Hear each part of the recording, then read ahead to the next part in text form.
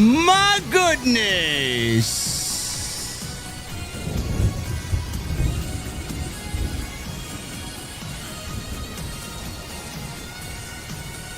Friday Night SmackDown, man.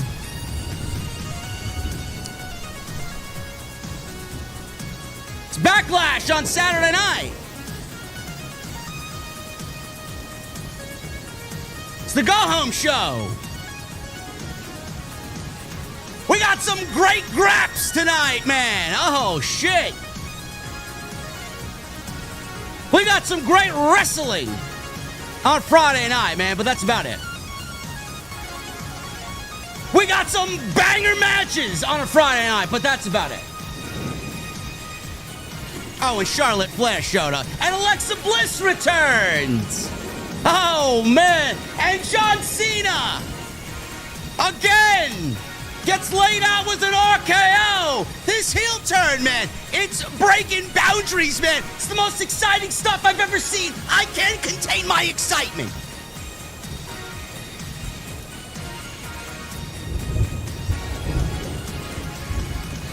I can't wait for this show to go back to 2 hours, man. I swear to God, I can't wait. I can't wait. Anyway, it's Friday night. It rained all day in New York City, man. I'm tired of the rain. Okay? I mean, it goes perfectly with my mood every day. But I'd like a little bit of sunshine. You know where I get my sunshine in the venue? When I'm drinking them ice cold, and when I walk through those doors on this Friday night, I want to know, what the fuck are you guys drinking? I'll see you over there.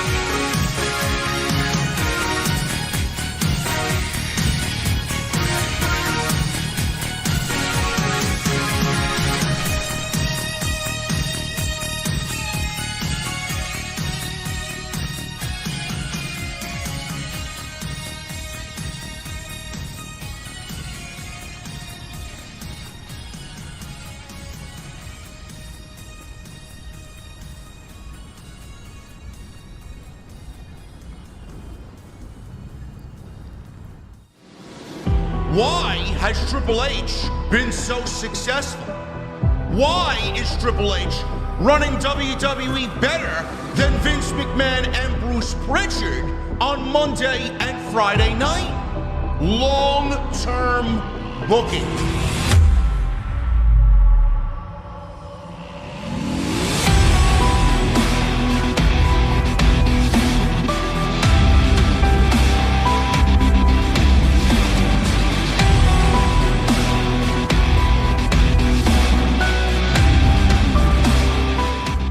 What is going on, guys? Thank you so very much for joining me right here on Off the Script. This is your Friday Night SmackDown post-show for May 9th, 2025. I am your host, JD from New York, as always, coming to you live from the OTS venue inside my mother's basement. Thank you guys so very much for joining me on this Friday evening, wherever you may be. 3 more weeks, folks. 3 more weeks, and we change the background. 3 more weeks, and we're sitting at the beer garden. 3 more weeks, the official start of the summer of 2025. Can't wait. 4 more weeks, 4 more weeks, reportedly, this show will go back to 2 hours, man, from 8 to 10. Back to a normal life on a Friday night, man. No more of this 3-hour nonsense. No more 3-hour SmackDowns. I can't wait. I can't wait. So much has been said about this move back to 3 hours, or from 3 hours back to 2 hours. I hope Dave Meltzer is correct. I hope Dave Meltzer is 100% correct in this report. This show does not need to be 3 hours at all. They could have cut this show down. It would have been even better than it was at 3 hours, at 2 hours, if they just cut that extra hour out. We didn't need to get half of the shit that we got tonight.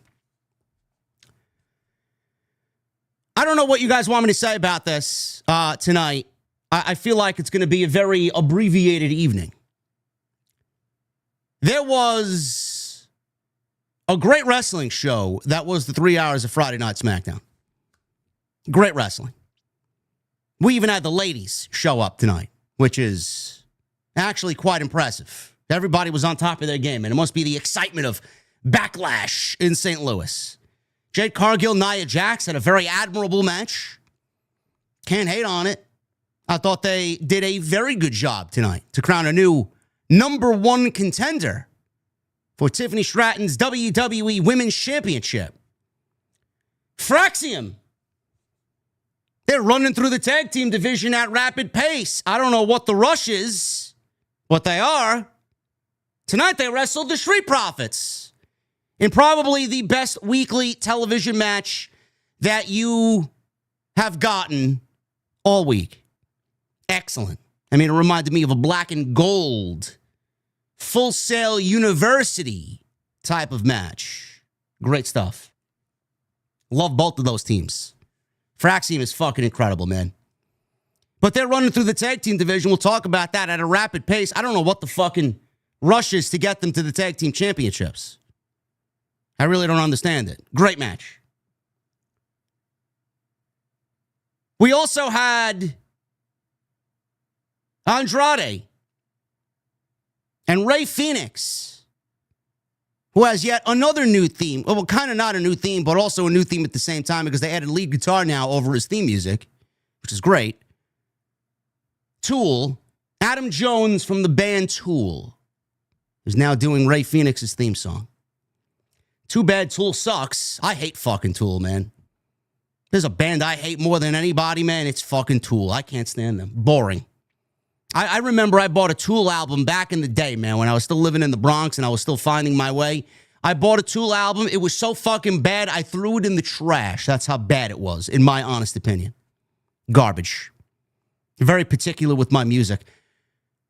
Rey Fenix and Andrade, as you guys care about, I'm sure, my musical preferences. Andrade and Rey Fenix, they wrestled the Garzas. And there is Splitsville on the horizon for Los Garza. Charlotte and Alexa Bliss. A lot of people talking about this little dynamic on the show tonight. I wonder what's going to happen there between the two OGs of the SmackDown women's division. We'll talk about that as Alexa made her return. No Wyatt Sicks. And Charlotte made her return post-WrestleMania. And then we got John Cena. John Cena cuts another promo. Very good promo. I don't want to take anything away from the GOAT, John Cena. Always a great promo is John Cena. No different tonight, but no difference in the storyline. This entire storyline, this entire feud between Randy Orton and John Cena has been promo, RKO, promo, RKO, promo, RKO. Not really the most exciting of builds for one WWE champion, John Cena. Still no Cody Rhodes. He has been absolutely absent since WrestleMania, since he lost the title. I wonder if we see him at Backlash tomorrow night. But all in all, 3 hours is too long. 2 hours is the right fit for this show. I'm tired of LA Knight battling the Bloodline. And we got great graps tonight, which is something I said on Wednesday when I covered Dynamite. You know, AEW just riddles their show with nothing but pro wrestling, man. And no wonder why the ratings are in the fucking toilet. But WWE could absolutely do the type of show that Dynamite does every week. They actually did it tonight with 3 hours of SmackDown. We got some really great TV graps tonight. So we're going to go over this show the best that we can. We're going to dive into it. We're going to dissect it. We're going to analyze what I thought was a middle-of-the-road SmackDown with some pretty damn good wrestling tonight on the Backlash Go-Home show for SmackDown right here on Off the Script. And I want to thank you guys for joining me here tonight. Yes, I know. We're going to talk about John Cena's heel turn, DJ Scandalous. We're going to talk about it. I understand. Don't even care about Cena's turn now. It's damn sad, he says. I get it. I understand. I feel your frustration. I feel everybody's frustration with John Cena's heel turn. Where's it going? What is it doing? Why has it fell flat on its face, man? There's just nothing going on here. Apparently, he's trying to ruin pro wrestling. He's trying to kill pro wrestling. Whatever the fuck that means. However he's going to do that, I don't know. But if you guys are disappointed with John Cena's heel turn, you can go blame Dwayne Johnson. You can blame The Rock. He ruined it all. He ruined it by not showing up at WrestleMania. Oh, but I would have done things differently. Sure. Maybe you should have showed up to fucking work. I appreciate you guys joining me here tonight as we round out this weekly live stream session here with Friday Night SmackDown. Tomorrow night we'll be live for Backlash. We got the official post show right here on Off the Script. As soon as the show is over, right here, man. You guys know where to line up. You guys know where to sit down. Go order yourself a drink. The OTS venue, whether we're upstairs at the OG venue or downstairs in the beautiful my mother's basement. It's the best place to hang out here after the shows, man. We're going to talk Backlash tomorrow night. I will be live on the Backlash post show, both on YouTube and on X. Follow me on social media. Keep up to date on everything happening at Backlash tomorrow night because I'll be live tweeting during the show at JDfromNY206. Also on TikTok, Instagram, and Cameo. Make sure you guys go check all the content out on the channel. Hit that subscribe button down below. We are past the threshold, man. We are about 450 subscribers away from 171,000 subscribers. So go hit that subscribe button. Today we uploaded some content on the second channel. We uploaded a nice clip from the Dynamite stream on Wednesday where we have a great discussion about what's going on with the AEW women's division. Tony Khan is sabotaging his entire division for one match at All In. So we talk about that today, man. Go check that out. The content over on the second channel is slowing down, man. There's just not a lot to talk about. Not a lot that I actually give a shit about. It's usually the post-WrestleMania lull. It's exactly what we're going through. I should have some content out this week, man. There's some news that I do want to get out for you guys. So we'll definitely touch upon some of the news this weekend.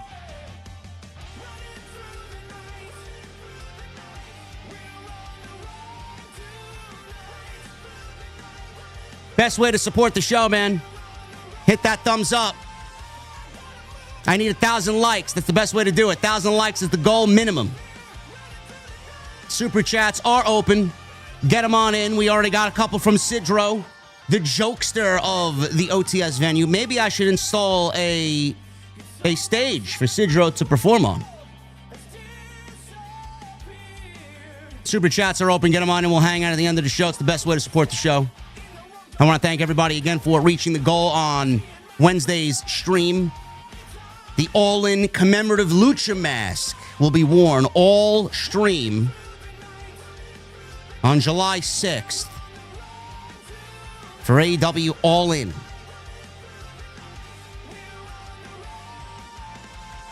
So get them on in. I want to thank everybody for supporting via the Super Chats. It's been a great week. And tonight's show is sponsored by Blue Chew. Yes, Blue Chew. BlueChew.com, code JD at checkout. All you need to do is pay the $5 shipping and handling.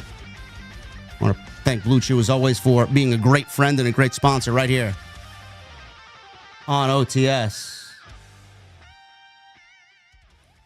Have you guys noticed my hoodie, bro?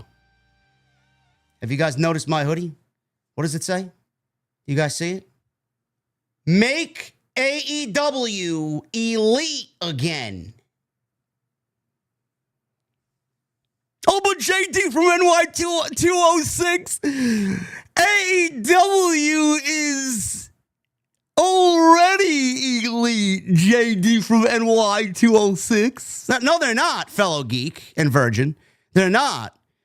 Why are you wearing that hoodie, man? Isn't that copyright infringement? Tony Khan can sue you, man. He could take you to a court of law, JD, from NY206. I'm sorry, fellow geek and virgin, man. This is only one of one. I had it made specifically for the show. Thank you very much, man. I appreciate you. I appreciate you. Make AEW elite again. Ha ha ha ha ha. Oh, my goodness, man. Don't fuck with me, okay? Anyway, let's get into this show. Kim Gray with a 199. Hi, JD, new fan. You know what, Kim Gray? I still got music playing. Kim Gray.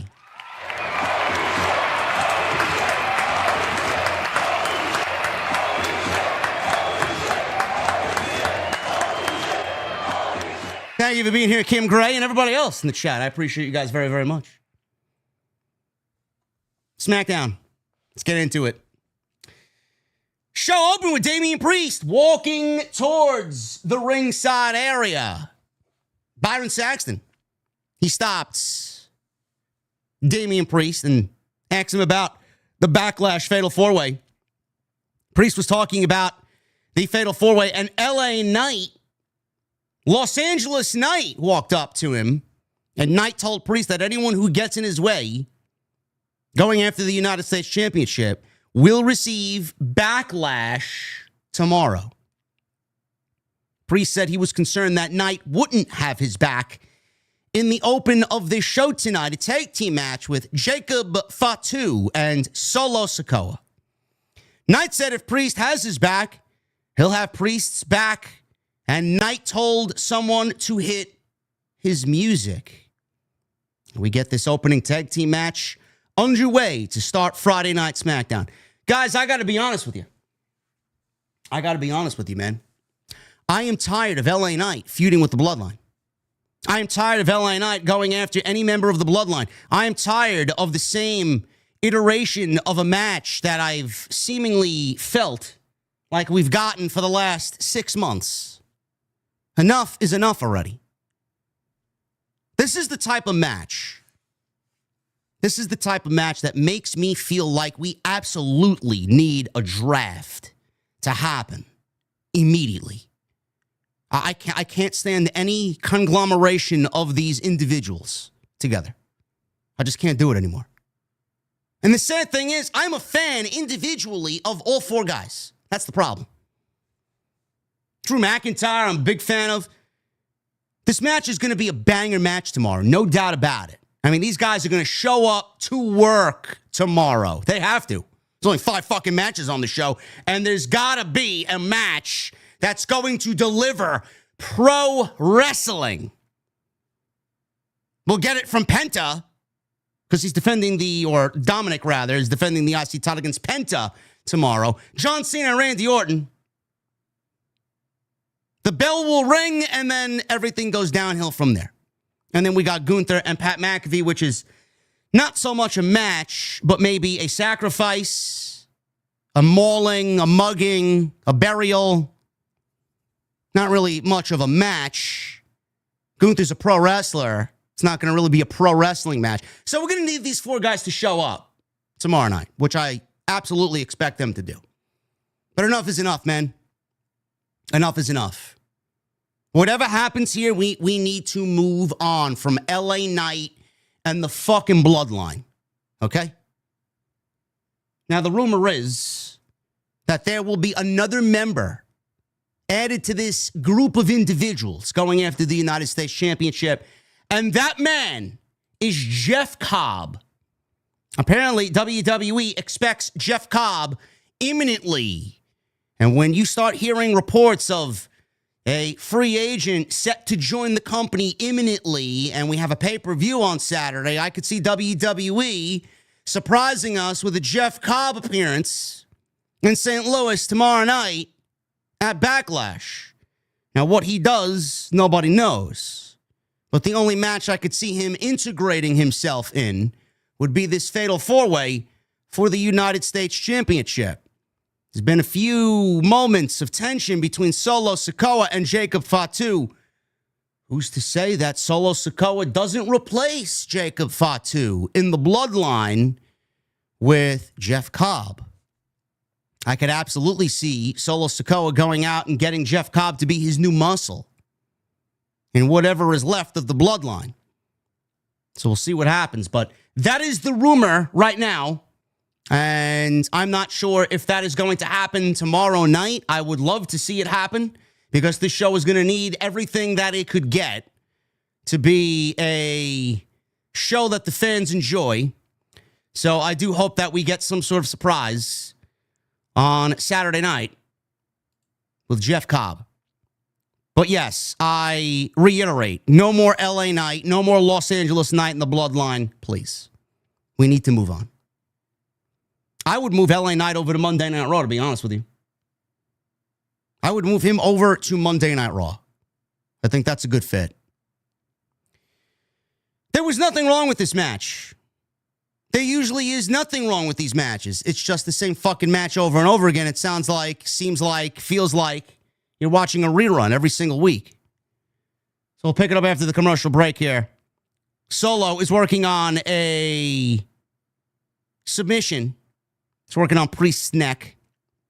Priest is struggling to get the hot tag to LA Knight, but Solo knocked LA Knight off the apron. Priest got free. Solo capitalized and took advantage here with a Samoan drop. He goes for cover on Priest, gets a 2 count. Fatu tagged in, and he landed a running senton on Priest. Fatu then headbutted Priest and followed that up with a big running hip attack. Solo tagged back in, and he got a running start, but Priest fired out of the corner with a big kick to Solo's face. LA Knight gets the hot tag. Jacob Fatu gets the hot tag, and we got LA Knight and Jacob Fatu going at it. LA Knight gets the upper hand, hits all his big spots, including the jumping neck breaker and the big corner leaping elbow from the second turnbuckle up to the top and down below. Always a nice looking move. Knight set up for the jump up elbow, but Priest tagged himself in and clotheslined Fatu. And there was some tension there because LA Knight seemingly had things under control. And Damian Priest, he lied. He didn't have LA Knight's back. He wanted this match for himself. He wanted the momentum going into Backlash, as if that does anything for somebody going into the fucking pay-per-view. It does nothing. He still doesn't belong there. According to Drew McIntyre, anyway. So, Priest tagged himself in. He clotheslined Fatu. Priest set up for the South of Heaven. LA Knight tagged himself in as Priest was setting up for the South of Heaven. Solo took advantage of both LA Knight and Damian Priest arguing with each other. LA Knight then landed a BFT out of nowhere and seemingly got the win for his team over Solo. 1, 2, 3. And the babyfaces win momentum going into the pay-per-view and the Fatal 4-Way for the United States Championship. The good old-fashioned, can they coexist, pal? Yeah, we love it. We love it. Seemingly, it's a creative crutch for both Tony Khan and Triple H to do. I don't get it. I don't like it. It reeks of you-know-who. We got to be a little bit more creative than that, man. After the match is over, LA Knight and Priest, they threw punches at each other. Man, they didn't like each other enough at the end of the match that they started brawling with each other. Fatu broke it up. and attacked both LA Knight and Damian Priest. He ran both of them into the ring post. Big hip attacks. Fatu held up the United States Championship, and out of nowhere, a Claymore kick out of nowhere on Jacob Fatu as McIntyre ended the segment holding up the United States Championship. Great. Jacob Fatu is not going to lose the United States Championship. That's my prediction. I think something happens in this match.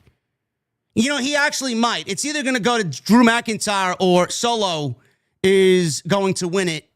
And it's going to be at the situation that I talked about, because of the situation I talked about.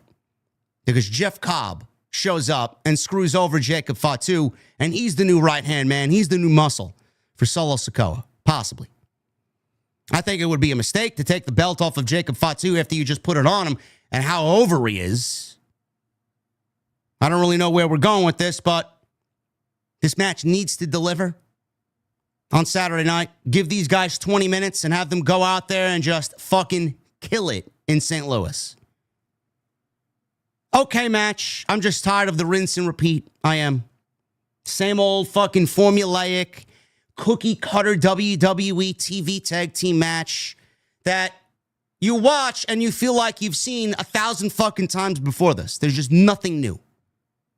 If you missed this opening, you missed nothing. It's the same thing every single week. R-Truth. He's standing outside in the parking lot with a "Let's Go Cena" sign. Jimmy Uso walked up to R-Truth and said, "Truth, John Cena sucks."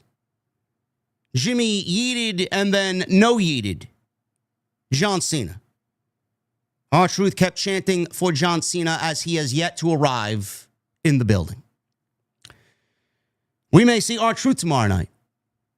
They got to be doing something. They got to be doing something with R-Truth, man. I think R-Truth is set for a heel turn, which I don't necessarily mind because R-Truth has become less and less funny over the months. So if John Cena and R-Truth are ending up together as a pairing because R-Truth admires John Cena and looks to John Cena as his hero, and R-Truth joins John Cena on this quest to ruin pro wrestling, I don't necessarily think that's a bad idea. I don't. R-Truth may be, at some point in the match, getting himself involved. Or at least he may have some sort of stare down or some sort of situation with John Cena. I do like that. Drew McIntyre. He just claymored the United States champion out of nowhere, Jacob Fatu. He was walking backstage after his carnage in the opening match, and Byron Saxton rushed over to ask Drew McIntyre a question. McIntyre said the United States Championship match should be a one-on-one match between him and Jacob Fatu. He is not wrong. He's not wrong at all. He beat LA Knight for number one contendership. He beat Damian Priest at WrestleMania. What else does the guy got to do? McIntyre continues to get fucked over left and right by WWE management. McIntyre noted how LA Knight shouldn't be in the match because he lost at WrestleMania. McIntyre questioned why Priest is even in the match because he lost at WrestleMania 2 to Drew McIntyre. McIntyre says he wants to take the title off Fatu and become a Grand Slam champion. McIntyre then mocked Fatu's all gas, no brakes catchphrase, and he made himself look cross-eyed like a Jacob Fatu, JDfromNY 206. He made himself look like, and said he'd be the next United States champion. Drew McIntyre is awesome. If there's one guy that wins this match, it's Drew McIntyre. Other than that, Jacob Fatu should not lose the United States Championship. The Secret Hervis. This was funny the first couple of times we seen it on television. Can't really sit here and tell you that I'm all that amused and enthused about the Secret Hervis. Chelsea Green and the Secret Service are shown in Nick Aldis' office, and they were mourning the loss of the United States Championship to Zelina Vega. Apparently there was this little prayer desk, and they had a American flag draped over what was a table, and they had a sigil and a remembrance mass of sorts in the locker room in Aldis' office for the United States Championship no longer being in the Secret Service. You know, it's all right to admit, folks. It's all right to admit. Chelsea may have been the United States champion, but it's all right to admit that Chelsea Green is a jobber pretending to be something more important than she really is. There's nothing serious that comes out of that. She's entertaining, sure, but that's all she will ever amount to in WWE. They have found a role for her. She plays her role very well. She's got Piper Niven around her. She's got Alba Fire around her. Good for them. They got something to do. Otherwise, I'm sure Alba would have been on the budget cut list for sure. But I can't sit here and tell you that Chelsea's lighting the world on fire. Did she get herself over? Yes, because she's entertaining. But entertaining and being a great pro wrestler, you know, they're two different things here. Especially in this aspect. Chelsea Green can wrestle. It's the fucking sad thing. But they got her doing majority comedy, and more so that than pro wrestling. I just wish that they would do more with her. It's all right to be what she's portraying on television. I just wish that she would take what she does in the ring a little bit more seriously instead of just overly just playing the cowardly heel and letting her muscle handle everything. At some point, you got to handle shit on your own, too. There's never a happy medium here. They usually go all in on the cowardly heel shit and let the henchmen or the henchwomen deal with it. And the champions and the main leader of the faction comes off not really all that impressive and weak. Maybe it's just a me thing. I just wanted something a little bit more from Chelsea because we know that there is more there. The comedy and the entertainment is fine. But at some point, she's going to have to get in there and actually wrestle 10 to 15 minutes. The United States Championship is not going to survive and be important if the championship is being contested in such irrelevant, lowbrow matches behind comedy. I expected more out of these championships, and I have not gotten the feeling of these championships being important yet. Zelina Vega walked in. Green said Vega has no girlfriends, so Vega challenged Green and Niven to a tag team match. Vega said she'd bring one of her girlfriends. So I don't know who she was going to team with. There was a rumor going around about Alexa Bliss before the show, but a lot of people wanted Alexa on the show to forward something new and fresh and kind of in the world of Alexa Bliss, maybe with the Wyatt Sicks. We didn't get any of that. But the rumor was Alexa Bliss was slated to make her return tonight. We'll get to that in a second. Being that Zelina was on TV, we go right into an Alistair Black vignette. Black said he buried his former WWE character, and what he found 6 feet under wasn't death. It was the truth. Well, I'm not sure he buried his former WWE character, but I'm assuming that he buried his AEW character because Tony aided in the burial of Malachi Black. Black says he came back because he is the consequences the company needs. Black says he's more than a man who whispers in the shadows.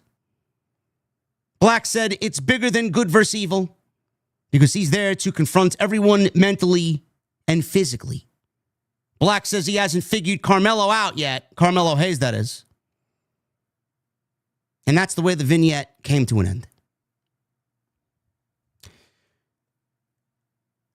Chad, I got to ask you a very important question. I think Malachi's great, or Alistair Black is great. I think Alistair Black is great. Happy he's back. Happy he got his old presentation back. Is it me?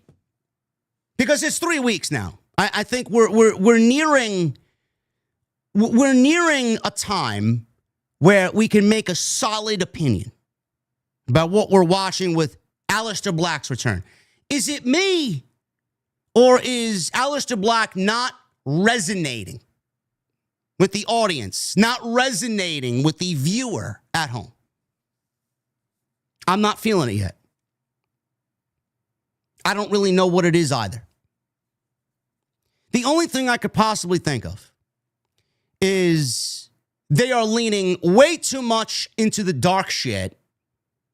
They're leaning way too much into this cryptic, everything he says is hidden in riddles and said in riddles. We need something that is going to resonate with the audience. The dark arts, the dark character, the creepy vibes, the spooky vibes, the fucking cryptic vignettes, they only go so far. The WWE audience, for one, probably doesn't even remember Aleister Black from the NXT Black and Gold days because he was so fucking irrelevant in AEW that when they brought him back, it's almost as if Tony Khan did it on purpose. He knew he was going back to WWE and buried him so far down that when he eventually made his return, it was not going to be as impactful as it should be. Is it just me, or is Malachi not resonating with the audience? What do we need to do to fix that? The dark, spooky, eerie character or characters that we see, most of the time they don't work. They don't. It's cool if you integrate some of that. It's great if you integrate just a little bit of that into your character. And have that be a little dose here, a little dose there, but not have it take up the majority of your act. What they're doing with Aleister Black, I keep wanting to call him Malachi. Aleister Black, the one thing that they're doing with Aleister Black is just consuming him in this dark, spooky, eerie gimmick. It's not resonating with the audience. It's not bringing the audience to emotionally invest in what Aleister Black is selling. All he is cool. He's got a cool theme. He's got a cool entrance. He comes up from the stage and he looks like he's rising from the dead. And then when the bell rings, nobody gives a shit. How do we fix that? It's been 3 weeks now. 3 different cities, 3 different weeks. No reaction, no reaction, no reaction. And Dayton was hot tonight. Dayton, Ohio was hot tonight. I don't know. We got to fix that, and quick. Speaking of Black, his wife, Zelina Vega, she does have a girlfriend in Alexa Bliss. I don't know how this makes any sense, but here we are. Alexa Bliss returns and teams with Zelina Vega against Chelsea Green and Piper Niven. Crowd got really excited to see Alexa Bliss. The online fan base was excited to see Alexa Bliss, but did not care to see her teaming with Zelina Vega, citing, how does this make any sense? I wouldn't get too bent out of shape over it, chat. I really would not. She only returned tonight because this is where she's from. She got the hometown pop. She lives about an hour away. That's basically it. Hopefully they got plans now that she's back on television and integrated back into television. She did a little cryptic something towards the middle of the show. But other than that, her teaming with Zelina does not make any sense. And that couldn't be, I mean, I know a lot of people want to see the Wyatt Sicks and they want to see Alexa integrated into the Wyatt Sicks universe. I have no fucking idea what's going on with the Wyatt Sicks. No idea. But this is not the spot for Alexa Bliss. I think this is just a one-off. This was just a tonight thing, and then we'll move on to something next week. So we'll pick it up after the commercial break here. Vega trying to make the tag to Alexa Bliss. Piper Niven cut off Zelina. Niven lifted Vega, but Vega countered with a DDT. And Bliss gets the hot tag. Chelsea tagged in too, and Bliss worked over Chelsea Green with a series of big strikes. Big dragon screw leg whip. Alexa landed a blockbuster on Chelsea for a 2 count. Bliss ran into an elbow, and Green climbed to the top rope. Bliss cut her off, drop kicked Chelsea. She then goes back up top and hits Twisted Bliss on Chelsea. Piper broke up the pin attempt. Zelina landed a code red on Piper. Bliss followed that with a Sister Abigail. And that was on Chelsea for the 1, 2, 3. Hanky. JD must be snorting something if he thought this crowd was hot. Go listen to the John Cena promo and tell me the crowd wasn't hot. Get Hanky out of the chat. Get Hanky out of the chat. Tribal Queen or Sidro, get him out of the chat. Goodbye. Goodbye. Sister Abigail on Chelsea Green for the 1, 2, 3. That's basically it. Alexa showed up to work. She did all the greatest hits, and then goodbye. Nothing more to really add at all. Chelsea continues to look like a loser. Zelina Vega, I don't see her holding that championship for as long as people intend her to hold that championship.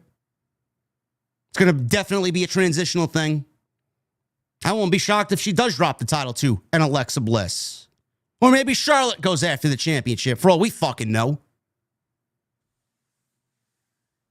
I wouldn't get too bent out of shape, though. Alexa teaming with Zelina probably just was this week and this week only.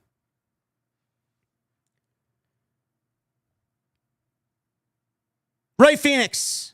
He ran into Santos Escobar backstage, and Phoenix reminded Escobar that he beat him last week. Escobar said he had something to say, and Los Garza attacked Rey Fenix, running him into a few production crates backstage. Andrade showed up, and he chased Los Garza and Santos away, showing some concern for Rey Fenix. An SUV pulled up. Out comes Charlotte Flair. I did not anticipate the android showing up, but here we are. Charlotte, she makes her way out to the ring. She's got a microphone in hand.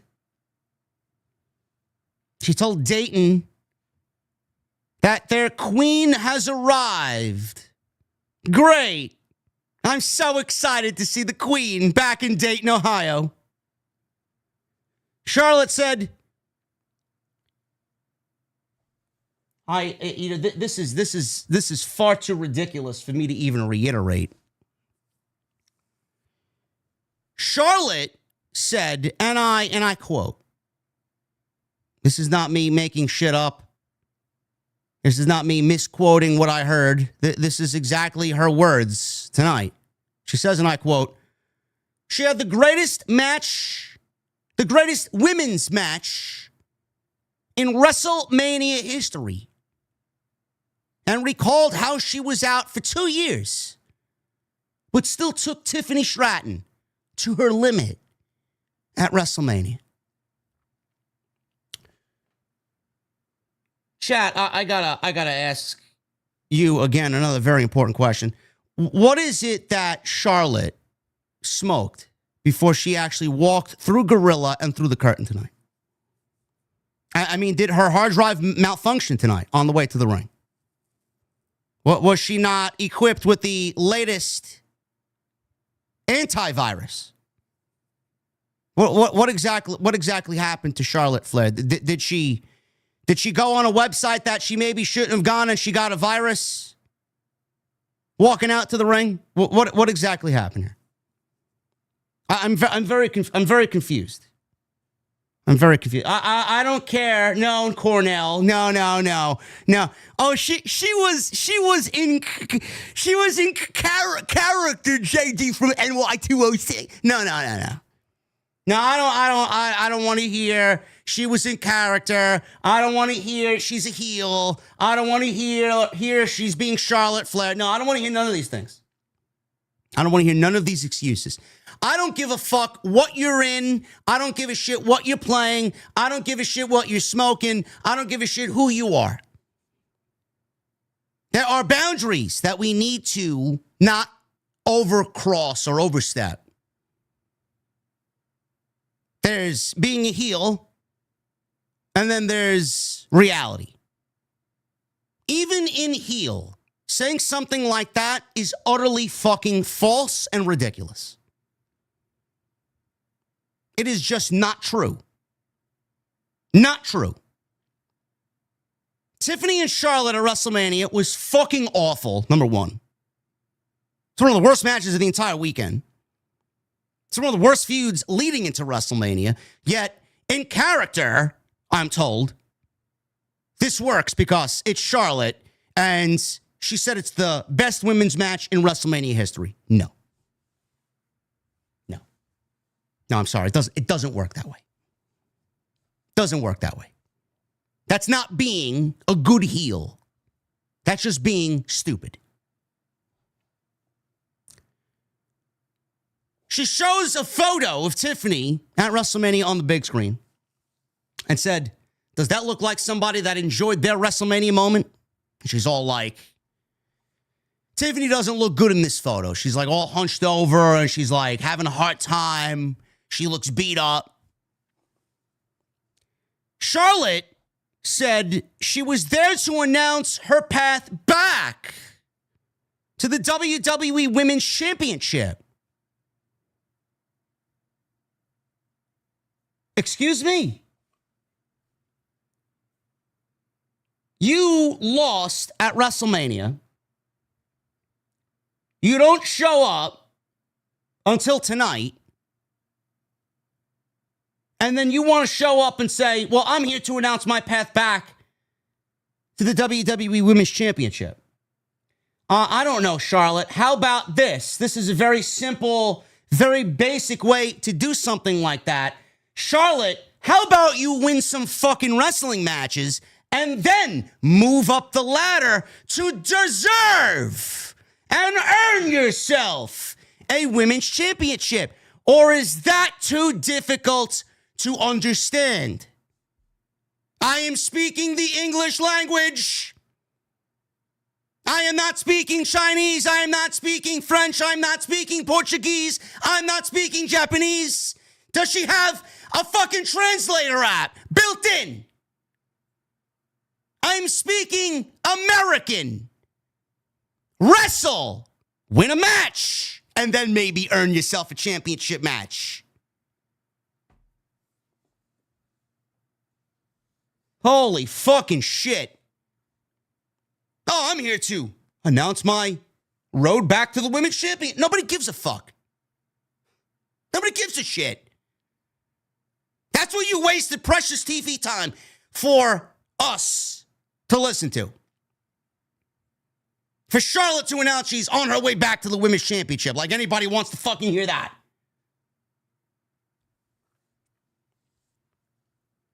People obviously booed. Charlotte got angry. She then started yelling she's the GOAT of women's wrestling. I don't know, man. Mercedes Moné may have a thing to say about that.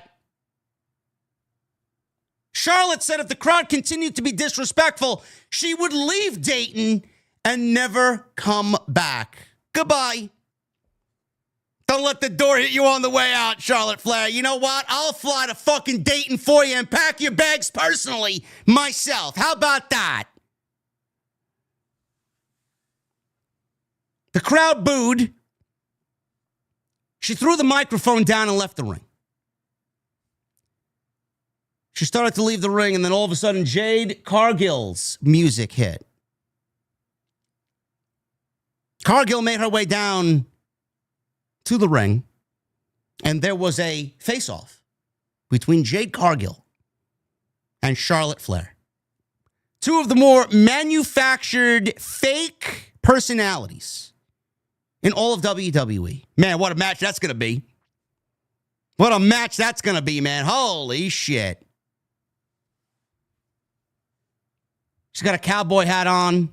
She looks like she's ready for All in Texas. Chat, is there anybody from Dayton, Ohio in here, man? Are there cowboys out in Dayton, Ohio? What was with the cowboy getup? Is she excited for the Dallas Cowboys NFL draft picks? What was with the whole cowboy getup? Maybe she's a fan of Adam Page. Maybe she's choosing Adam Page over Will Ospreay at Double or Nothing. I don't know. You know, I'm not really excited about these. This is the second tease now between these two. I knew it was coming, but I hope to God we don't get anything close to a Jade Cargill and Charlotte Flair World Championship match. Oh my God. We may be looking at that for SummerSlam. Oh, it's Beyonce. Oh, she dressed up for Beyonce. Oh, okay, that's nothing. That doesn't concern me, man. I couldn't give a single fuck. Okay. Thank you for the clarification. Thank you.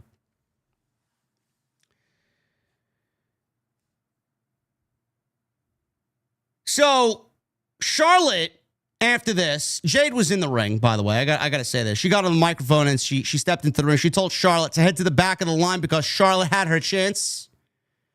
And that was it. That was it. At least she spoke some truth. Back to the line, honey. You don't get to come out here and dictate when you're getting another championship match. Back of the line. You're a loser. Charlotte walked to the back and Nick Aldis was backstage. Aldis told Charlotte to be a leader instead of having a temper tantrum in the ring and then threatening to leave. Why don't you actually act like a leader? A little bit too much truth in what Nick Aldis was saying there, man. You know, it may be that they're actually taking all of the volatile opinions on Charlotte and actually making it into a storyline. That would probably be best for Charlotte, honestly. I'm not saying it would make her interesting. I don't think anything she does is going to be interesting. It's just the point of no return. But if they want to really play into all that people really feel about Charlotte, it's probably the only way that they could go right now to even salvage this return. She's just been awful. Everything she's done has just been legitimately reach for the remote control and change the channel. Anything but Charlotte. Charlotte got into her SUV and Alexa Bliss came up to approach Charlotte. Bliss told Charlotte that they need to chat. Now, I don't know what this means. A lot of people want to see Alexa and the Wyatt Sicks and Alexa integrated into the Wyatt universe. I don't really know. I don't even know if we're getting that. I genuinely don't even know if that's in the plans. Otherwise, we would have seen something, tease of something. We got nothing. Maybe WWE has bigger plans for Alexa Bliss, and that would only lead to her being in the middle, and WWE wants her to be a little bit more of a priority in the women's division. She's one of the bigger names there, so she should be. So what does this mean? There's an influx of young, youthful women's talent coming into the WWE. You hear about all these names. There's not many OGs left. Charlotte's one of the OGs. Whether you like her or not, she's one of the OGs. Alexa is one of the OGs. Could we be looking at some sort of blonde alliance here? It's crazy. So I don't know if they are planning to do something with Alexa Bliss and Charlotte Flair aligning themselves together, or this is just a way to get Charlotte a little bit more where she needs to be with Alexa. I don't know what that does. I don't really know. Does Charlotte join the Wyatt Sicks universe? Does Alexa turn Charlotte into the dark side? I don't know. I don't really see that happening. But we could be seeing some sort of alliance here with some OG women because the women's division is just getting out of hand. Speaking of the women's division, Jade Cargill went one-on-one with Nia Jax. I have been very vocal about Jade Cargill. You guys know. I've been very vocal about Nia Jax as well. I will say this. Nia has proved her worth. I think this is, it's not really news. It's not really anything groundbreaking, but Nia Jax has really solidified herself as a name in the division that has done solid work and continues to do solid work. Is she great? No. Nia has never been great. Nia plays her role very well. She's big. She uses that to her advantage. She goes out there and she works when she wants to work. That's the thing I like about Nia. When she wants to work, she will work. And she works good against a few women in this division, which I'm hoping for that same thing to happen with Tiffany Stratton. Because we're looking at that and we're heading towards that, and I'm assuming that's going to happen at Saturday night's main event. When Nia wants to work, Nia will work. And I do like that about her. Jade Cargill, I could sit here and give you 2 or 3 different reasons why I don't like Jade from an in-ring perspective. One, I think she's just overly fake. She's just unlikable. The way she portrays herself, the way that she expresses herself, the way that she speaks, the way that she cuts promos, it's all fake. It sounds like she's just memorizing lines and going out there and reciting what she just memorized. It's awful. There's not a genuine ounce, a genuine drop of emotion in Jade Cargill. And I don't think we're ever going to get there. WWE is just happy that she looks like a fucking superhero, like she's chiseled from granite, and that's all they give a shit about. She's marketable. She looks great. People are always going to be impressed by the way she looks. That's all they care about. Everything else, they could not give a single solitary shit about. But you got to tie all those things together if you want to be a pro wrestler.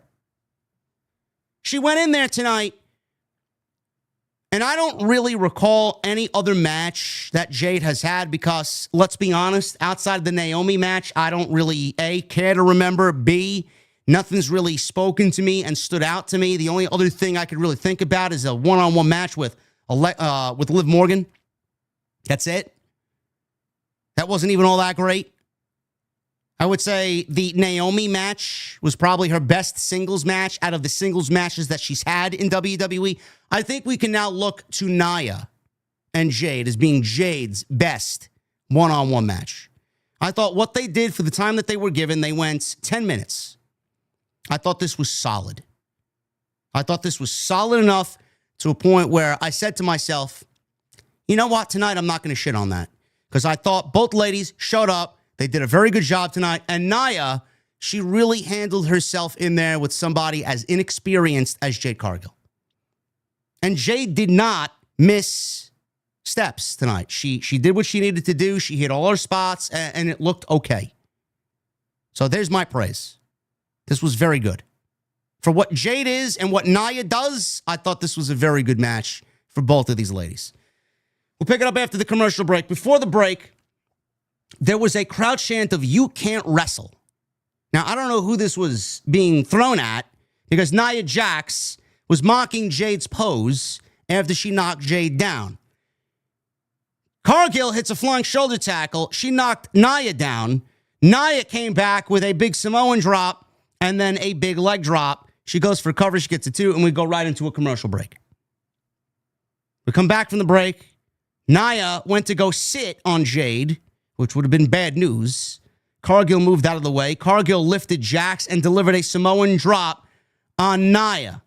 Cargill then suplexed Nia and landed a super kick, spine buster, goes for a cover, gets a 2 count.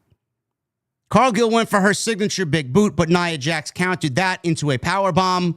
So she caught Jade in the jumping boot into a powerbomb. Nia stood on the second rope. Jade cut her off, Gorilla press slam off the top rope, which looked great. Cargill climbed to the top, and she landed a very nice-looking frog splash for a 2 count. So she added something new to her moveset. I appreciate that. Cargill tried to set up for Jaded, but Nia threw Cargill across the ring. Cargill came right back, and she landed the jumping axe kick, the jumping big boot, and she knocked Nia down. Out of nowhere, Tiffany Stratton was sitting at ringside by the commentary table, not on commentary, but watching this match because this was a #1 contendership match for Tiffany Stratton's Women's Championship. So out of nowhere, Naomi runs down and attacks Tiffany Stratton, who's sitting by the commentary desk. Cargill saw this and had Nia set up for Jaded. She saw this and dropped Nia. Dumb baby faces strike again. Cargill dropped Nia, saw Naomi. Her attention is now on Naomi and not Nia. As a result, Nia attacked Cargill from behind, laid her out, dragged her to the corner, hit the Annihilator. And that's it. 1, 2, 3. And Nia is now the new #1 contender for the WWE Women's Championship. Looks like we're getting Nia versus Tiffany at Saturday night's main event. I'm all right with that. I am okay with that. Nia did good. Jade did good. Naomi, I think Nia was the right winner here. I think going to Jade and Tiffany too soon is a mistake. I think Nia is the right choice here. Nia is the safer choice. And Naomi and Jade are still not done yet. And then when Bianca gets cleared because she broke her fingers at WrestleMania, Jade will be in it with Naomi and Bianca because that's not done yet. So we'll see what happens with that. But I thought this was pretty good. Cargill looked good in there with Nia. Nia did very well to lead Cargill to a great match. And I don't know. I don't know where this Naomi Cargill thing goes. Like I said, Bianca is the only way that it could go. It needs to involve Bianca because Bianca said so a couple weeks ago that she has unfinished business. But I don't know where Naomi and Cargill's going. I don't know if Jade is going to be in a one-on-one match with Naomi and Bianca is going to end up backing Naomi. I don't know if there's going to be any added layers to that storyline. I don't know. We'll see what happens. But Nia beats Jade. She's the new #1 contender for the WWE Women's Championship. Street Profits. They were backstage. They had their ribs taped from the ladder match, which was tremendous. Profits were walking backstage and ran into Michin and B-Fab. The women told the Profits that they looked banged up, but they still looked good. Montez said something to the effect of, yeah, we look good and we're the best. And they are going to continue that. They're going to go to the ring and prove that again tonight because they are the WWE Tag Team Champions. Street Profits are in the ring. Montez and Angelo Dawkins walked out, showing their bruised, banged up bodies from the impact of the TLC match a couple of weeks ago. Ford said the Profits have been the talk of the town, and they put on the greatest TLC match of all time a couple of weeks ago.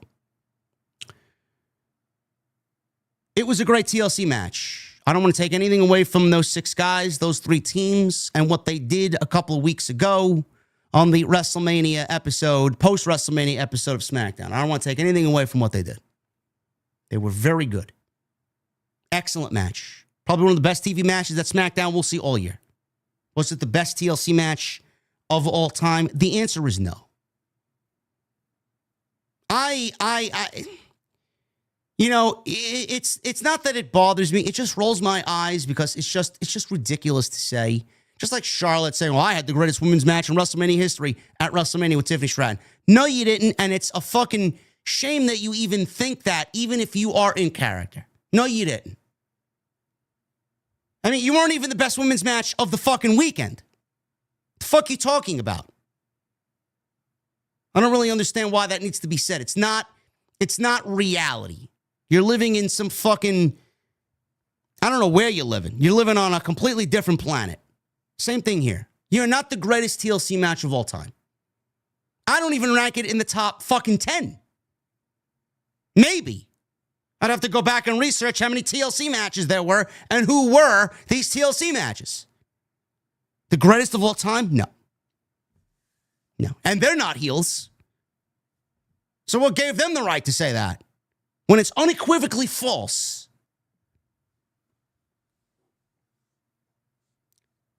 Ford said the Profits have been the talk of the town. Greatest TLC match. That's right, Ford said. The gorilla fears us. I don't know what it is with this fucking gorilla. I'm taking the gorilla. No matter who he goes up against, I'm taking the gorilla. Ford said what happened is what will always happen. And it's the Street Profits will come out on top. Fraxium. Their music plays and they walk out with microphones. Nathan Frazier said it feels good to be on Friday Night SmackDown. Frazier said the Profits could be the best tag team in the game right now.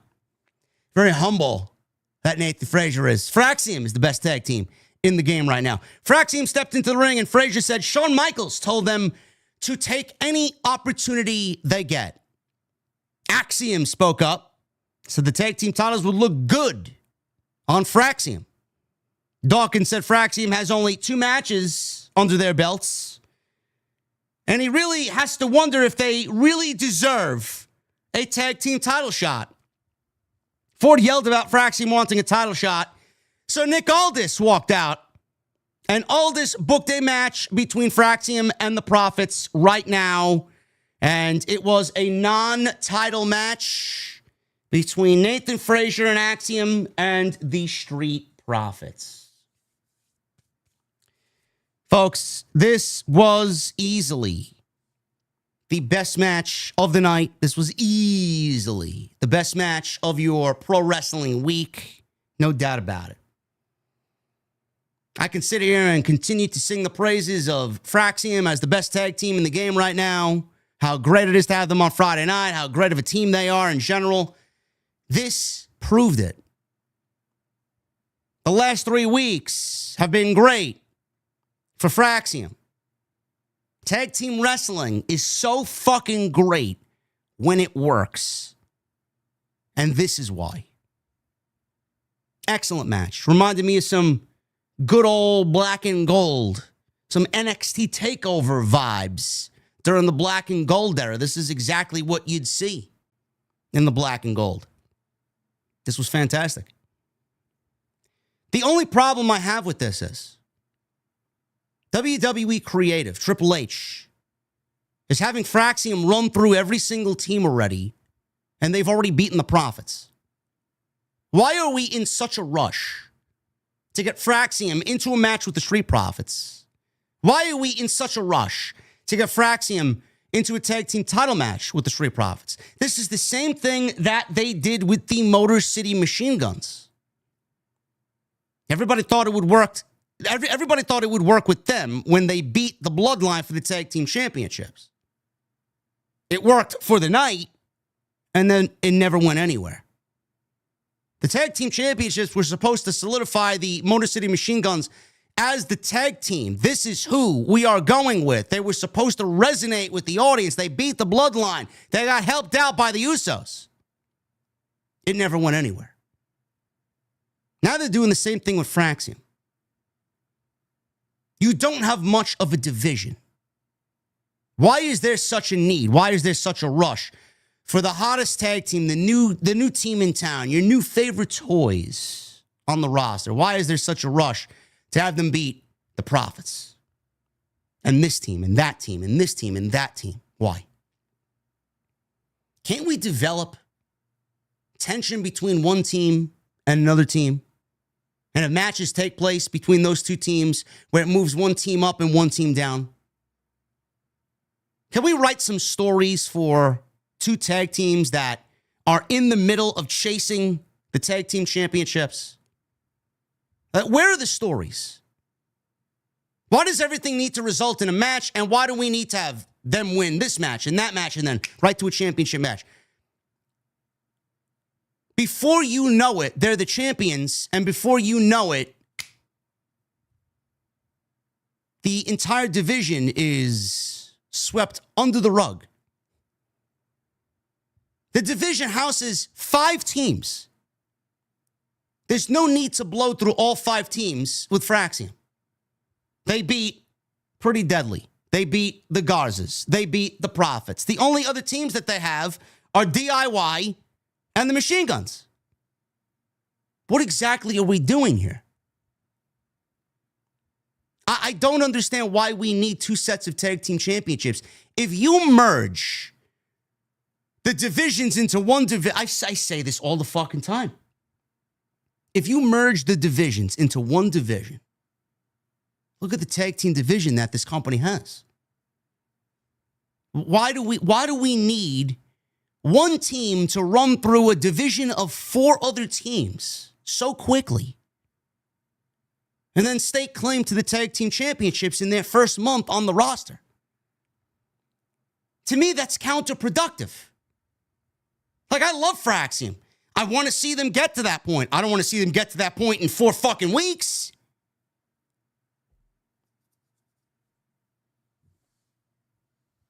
Regardless, this was a great match. We go to a commercial break. We come back to the match already started. Frazier's working over Dawkins. We go to the outside. Dawkins ran Frazier into the corner of the commentary table. Axiom went to go check on Frazier. Rolled Frazier back into the ring. He beats the referee's 10 count. Ford tagged in. Hits a splash on Frazier. Selling the ribs. They were taped. And they showed that they were banged up from the TLC ladder match.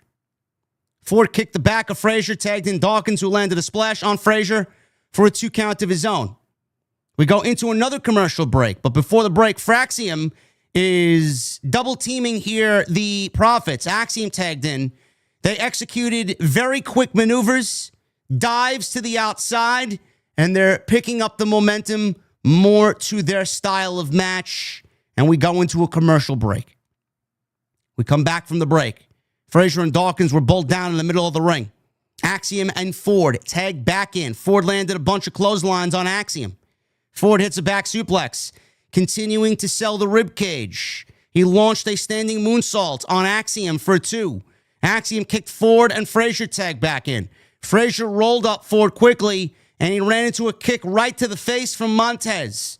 Ford was perched on the top rope. Frazier went to the top with Montez. Dawkins tagged himself in blind and put Frazier on his shoulders, and then they hit the blockbuster neck breaker off the top rope on Nathan Frazier. Axiom broke up the pin. Excellent stuff here. Got a crowd chant from This Is Awesome, but Hanky Panky in the chat said that Dayton was dead. JD must have been watching a different show because Dayton wasn't loud and hot. Yeah, go watch this match and tell me what you fucking heard, Hanky Panky. Chants of This Is Awesome from Dayton, Ohio. Ford went back up top, jumped into a kick from Axiom. Dawkins then kicked Axiom. Match broke down and Frazier ran into a punch from Angelo Dawkins. Dawkins is now on the top rope. Axiom hits a Spanish fly, and then Frazier followed up with a beautiful Phoenix splash. Fucking great. Montez broke this up by jumping on top of who made the pin. It was Frazier. He jumped on top of Frazier, used him as like a fucking trampoline, and jumped on Axiom while hitting a fucking uppercut on Axiom by jumping off of Frazier's back to break up the pin attempt. Fucking great. All 4 guys were down, and we reset the match. Dawkins ran into a golden ratio from Axiom on the outside of the ring. Ford went up top, inside the ring. He missed a frog splash. Fraxium connected with what they call Catapulta Infernal, and that was enough to get Fraxium and Axiom the win as he pins Montez Ford. This was fucking great. Just great stuff. Non-title match. They pinned the champions. They are now in line for a tag team title match. I would assume. I even joked, just put this match on the Backlash card, man. We need some banger wrestling matches on that show tomorrow night. Just do the rematch tomorrow night. Fuck it. They're probably saving this for Saturday night's main event. I mean, I got no problem with that. Saturday night's main event is going to be very good if this rematch takes place on that show. Excellent stuff. I just hope that they get just as much time as they did here there. They should. Do not skimp on giving these four guys all the TV time necessary. After the match, the team shook hands and they all raised each other's arms together. It's great. Profits lost this match. JD, why are you not pissed? Oh, but if this was AEW, JD from NY 206, if this was AEW, he would be yelling at my Lord and Savior Tony Khan. 206. Yes, I would. But normally there's no stories to come out of AEW Dynamite because they're allergic to stories over there. You see, the Profits are still selling their injuries. They're still selling their bodies from the ladder match that we got. That went 25 minutes 2 weeks ago on Friday Night SmackDown, where they retained the tag team championships. They lost because they are not 100%, but they are fighting champions, and they gave them, Fraxium, the opportunity to see if they could beat them, and they did. Now, next time it happens, will the Profits be 100%? Will the Profits be ready for Fraxium? Will they know Fraxium a little bit better? Normally, I don't like champions losing. You know this, I know this, the chat knows it, everybody knows this. I don't like it. I hate it. I hate it. But this, I'm going to let this one slide. I'm going to let this one slide. We got a super chat coming in here.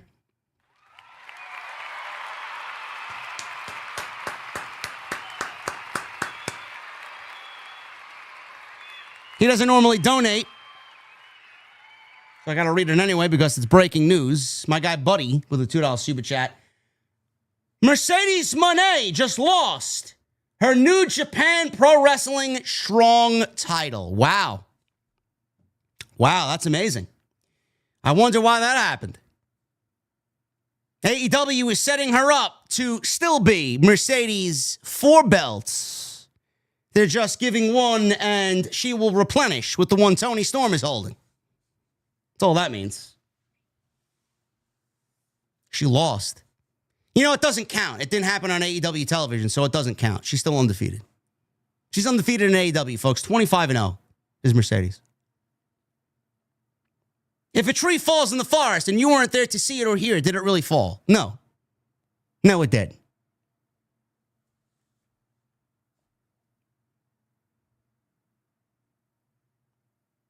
Tiffany was searching backstage and asking people backstage if anybody's seen Naomi. Nobody's seen Naomi. I guess they all proceeded with caution. Nia Jax ran up to Tiffany Stratton, and Nia basically said that she's going to take back her women's championship. You should be concerned with me, not Naomi. Tiffany said, doesn't matter to me. I'm going to save you a spot at the losers table, just like Charlotte Flair. Toodles. Saturday night's main event, Nia versus Tiffany Stratton for the WWE Women's Championship. Miz was backstage. He was talking to Carmelo Hayes, who is wearing this just unbelievably ridiculous and gaudy necklace of Andre the Giant's head. I guess instead of carrying the trophy around, he's carrying Andre around his neck. I guess it works. Miz was talking to Melo backstage and told him it's all about him and showing everyone that Melo is the 10th wonder of the world. Miz said Melo will run the plays exactly as Miz designed them. Miz kept asking Melo, who's him? Melo responded, I'm him. Miz and Melo made their way out to the ring next. Carmelo Hayes versus Alistair Black, 1-on-1. I enjoyed this. I thought this was good. I thought coming in, both of these guys' styles would be very good for each other. Alistair Black is just good in general. Carmelo's great. I thought both of their styles would mesh very well together. And I did not feel disappointed. The only thing I was disappointed by was that I expected just a little bit more. 9 minutes of match we got tonight. I know these guys could go 15, but there's no reason to go 15. I say this about AEW. I mean, they're doing 20-minute nothing matches that go nowhere and lead to nothing on Dynamite just to fill TV time. You don't need to go 20 minutes. 8, 9 minutes, get the point across, continue a story, and move on. I'd like to see these guys go at it when it's a little bit more important. You don't need to give the entire supermarket away in one fucking, shopping spree. So, I don't mind it. Went about 9 minutes. We'll pick it up after the commercial break here. Before the break, we had Black. He's on the outside. He gets back in the ring. Breaking the referee's count. He ran at Melo. He missed a move and found himself hung up on the outside. This is over the crowd barrier by the timekeeper's area. So Melo dropkicked Black over the timekeeper's area. He starts to pose in front of the camera, and we go into a commercial break. So Black, coming back from the break, kicked Melo in the face. Black followed up with a big leaping knee, knocked Melo down right on his back. They were out. Both guys were out. Match reset. They get back to their feet. They trade blows left and right. Black eventually got the best of it. Hits a springboard signature moonsault. Vintage Black here with the moonsault off the second rope. He goes for a cover, gets a 2 count. Bunch of moves here until Black slowed it down with a brainbuster. All of a sudden, the Miz hopped up on the apron because Black was going for Black Mass. So Miz decided to jump on the apron to stop Black Mass. Black went over to the Miz. Melo ran at Black. Black sidestepped, moved out of the way. Melo ran right into the Miz, knocked the Miz off the apron. Black then quickly rolled Melo up for the 1, 2, 3. After the match, Miz gets in the ring. Black immediately hits Black Mass on Miz. And he leaves the ring. He looked at Melo. He did not touch Melo. He did not deliver Black Mass to Melo. He knocked Miz out for another week with the Black Mass. And the Miz is the reason why Melo lost this match to Aleister Black. I'm hoping here, keeping my fingers crossed, that the Melo is Miz pairing is slowly coming to an end because Melo lost because of Miz's incompetence. Maybe Aleister Black knows Melo's good. Hasn't figured him out yet. He's not holding him accountable for what's happening because he's blaming the Miz. Because the Miz is riding the coattails of Melo because he's irrelevant. And Aleister Black knows that. And he's not blaming Melo for that because he sees exactly what the Miz is doing to Melo. So he's not blaming Melo for that. He's taking his anger, and consequences are coming to the Miz. Listen, it's not the best story that I would have involved with Aleister Black here on his return to WWE, but it is what it is. Again, I stated in the beginning, what's going on with Aleister Black, man? 1 week, no reaction. 2nd week, no reaction. 3rd week, no reaction. What is it? Do the fans not care? Do the fans not resonate? Do the fans even remember who he is and why he's back? Did they realize who Malachi Aleister Black was before he came back to the WWE? Probably not. I can't see how they could. But 3 weeks in a row, man, Aleister Black is not really hitting. Not really hitting with his WWE return yet. I'm still waiting on it.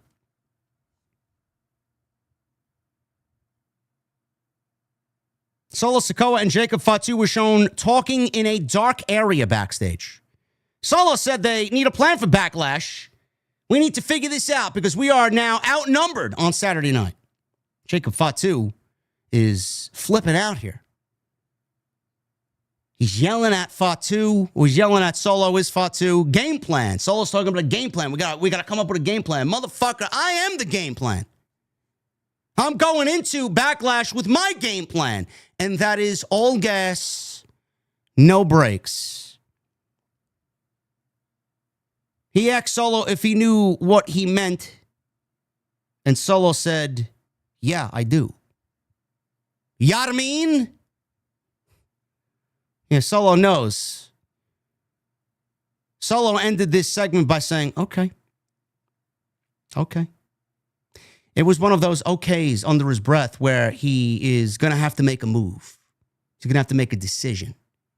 He's going to have to do something that he doesn't really want to, but he's being forced to because Jacob is slowly moving himself away from the learning tree. Not that learning tree. The learning tree of Solo Sikoa and the family bloodline. He's just all on his own. So Solo's all right. He says, all right, you don't want to be a part of this, the family.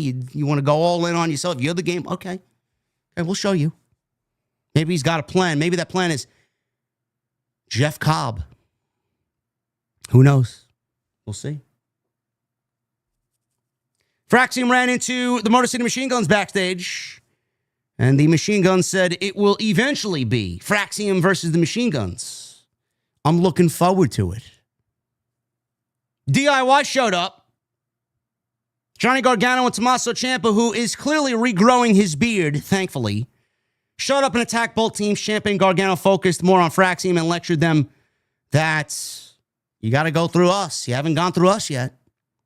We are the division.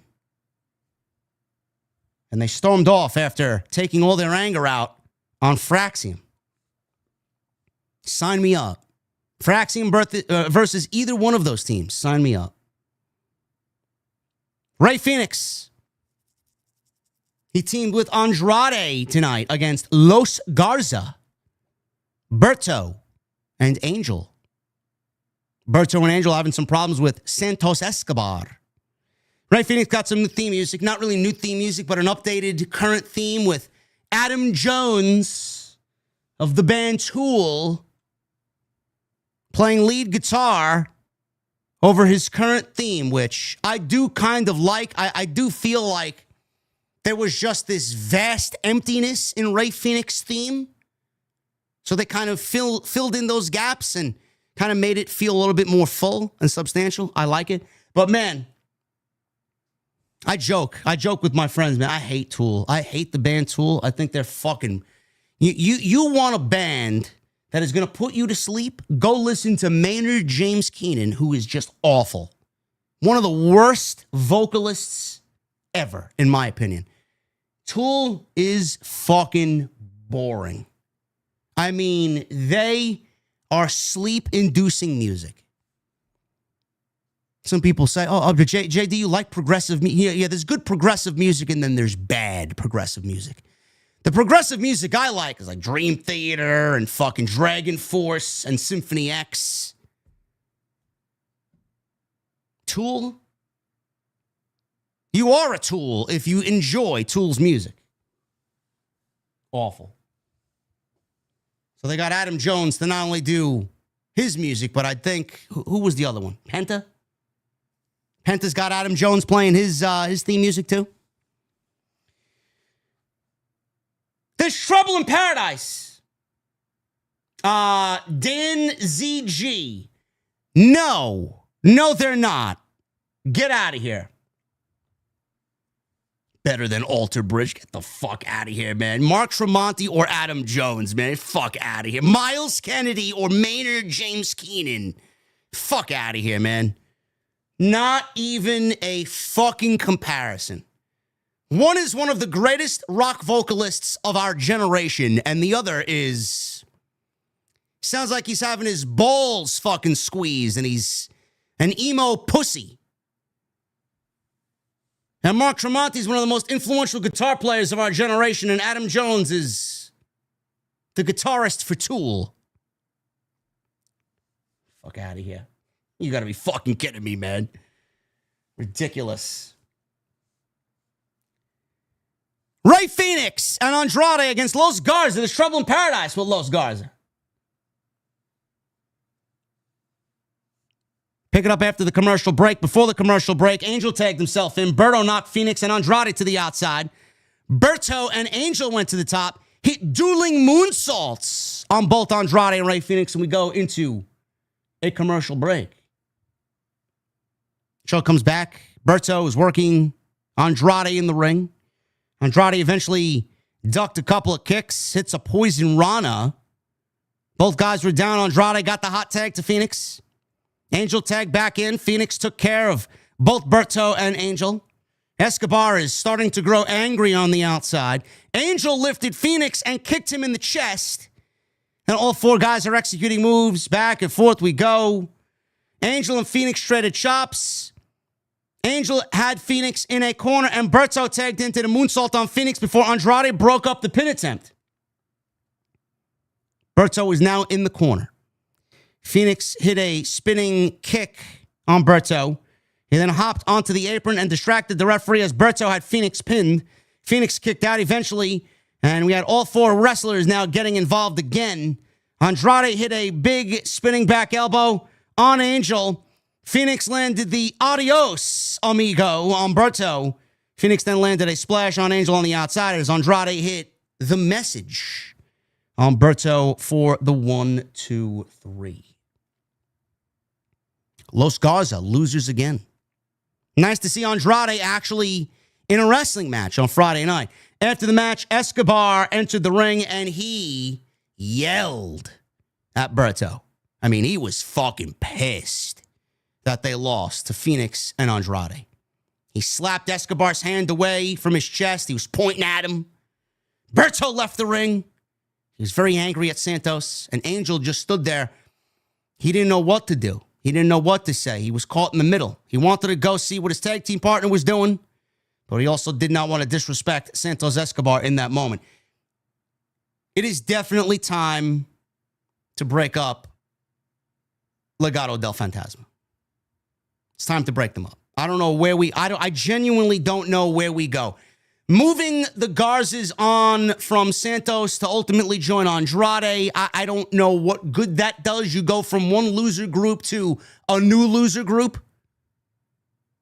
I honestly think just do away with the groups. Andrade be Andrade, Rey Fenix be Rey Fenix, the Garzas be the Garzas, and Santos be Santos. That's it. We don't need this Mexican alliance. Who knows what they're going to do going into the Worlds Collide show? I'm assuming all these guys are going to be a part of that show. I'm done with the groups. Legado del Fantasma has not felt the same since, I would say, they first turned Santos heel on the main roster. Remember, he showed up as a babyface and he turned on Rey Mysterio. They have not felt the same since then. Santos Escobar's heel turn was so well executed, and they've done nothing with him since. The fuck are we doing? I'm genuinely surprised he did not get released from the company. He's no spring chicken either. Santos is in his late 30s. It's either shit or get off the pot with Santos Escobar. What are we doing with him? He's another one of those guys that comes out and there's no reaction. Andrade needs to be on TV more. He's great. He's explosive. The fans want to cheer him. Phoenix is great. The Garzas, they're a great fucking tag team. They are a great tag team together. And Santos, I mean, crowd just doesn't react. If there's one guy that needs a repackaging of sorts, or something new, or maybe a move to Monday, it's fucking Santos Escobar. I don't know what we do. This was a fine match, very good TV match. I just don't know where they go, and honestly, when they do get to where they're going, am I going to care? Are you guys going to care? More than likely not. Oh, he's 41? Is he 41 years old? Man, that is old if that's the case. I thought he was like 39.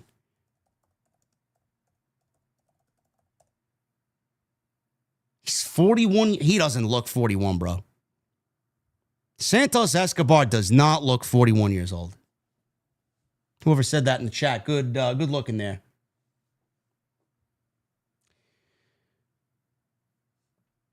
John Cena. This was the closing segment of the show. John Cena will defend the WWE Championship against Randy Orton at Backlash in the main event tomorrow night. Cena made his way to the ring. Obviously, the mixed reaction. Let's go, Cena. Cena sucks. Cena called the ring announcer, Mark Nash, into the ring. I actually do like this, that he's done this now in the last 3 or 4 weeks. Mark Nash gets into the ring. He's got his own personal announcement from Mark Nash. He redid his entrance. Someone actually threw a Michelob Ultra empty beer bottle into the ring during the ring announcement of John Cena from Mark Nash. Cena picked it up. He put his hand up for Mark Nash to stop speaking. He shows the bottle off. It was clearly a Michelob Ultra, which I'm assuming cost $16.99 in Dayton, Ohio, live at SmackDown. You could get a whole fucking 12-pack for that. Cena threw the bottle out of the ring. He told Nash to continue his ring announcement. He completed the introduction, and the crowd booed John Cena. Cena says, tomorrow, your childhood dies. He added that the reason they are reduced to throwing empty bottles of beer like that one is because they know how important Backlash is on Saturday night. Cena noted how Randy Orton wasn't there, and Orton was smart for not being there. Cena said Orton is preparing for the biggest moment of his career. He first wrestled Orton 25 years ago, and since then, they have shared almost 100 appearances together. Cena says they are the two names that define what it is to have ruthless aggression. Cena said if you are of a certain age, you either cheer Cena or Orton, and the crowd cheered loudly for John Cena.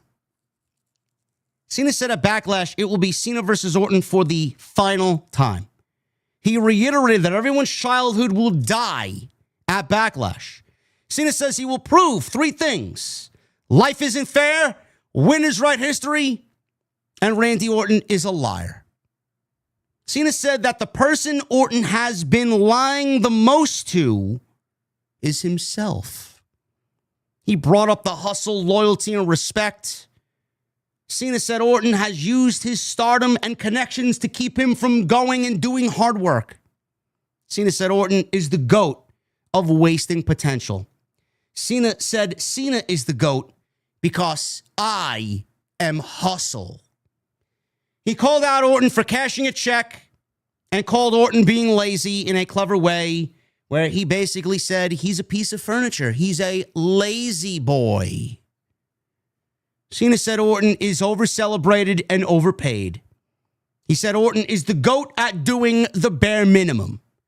Cena said Cena is the GOAT because I am loyalty.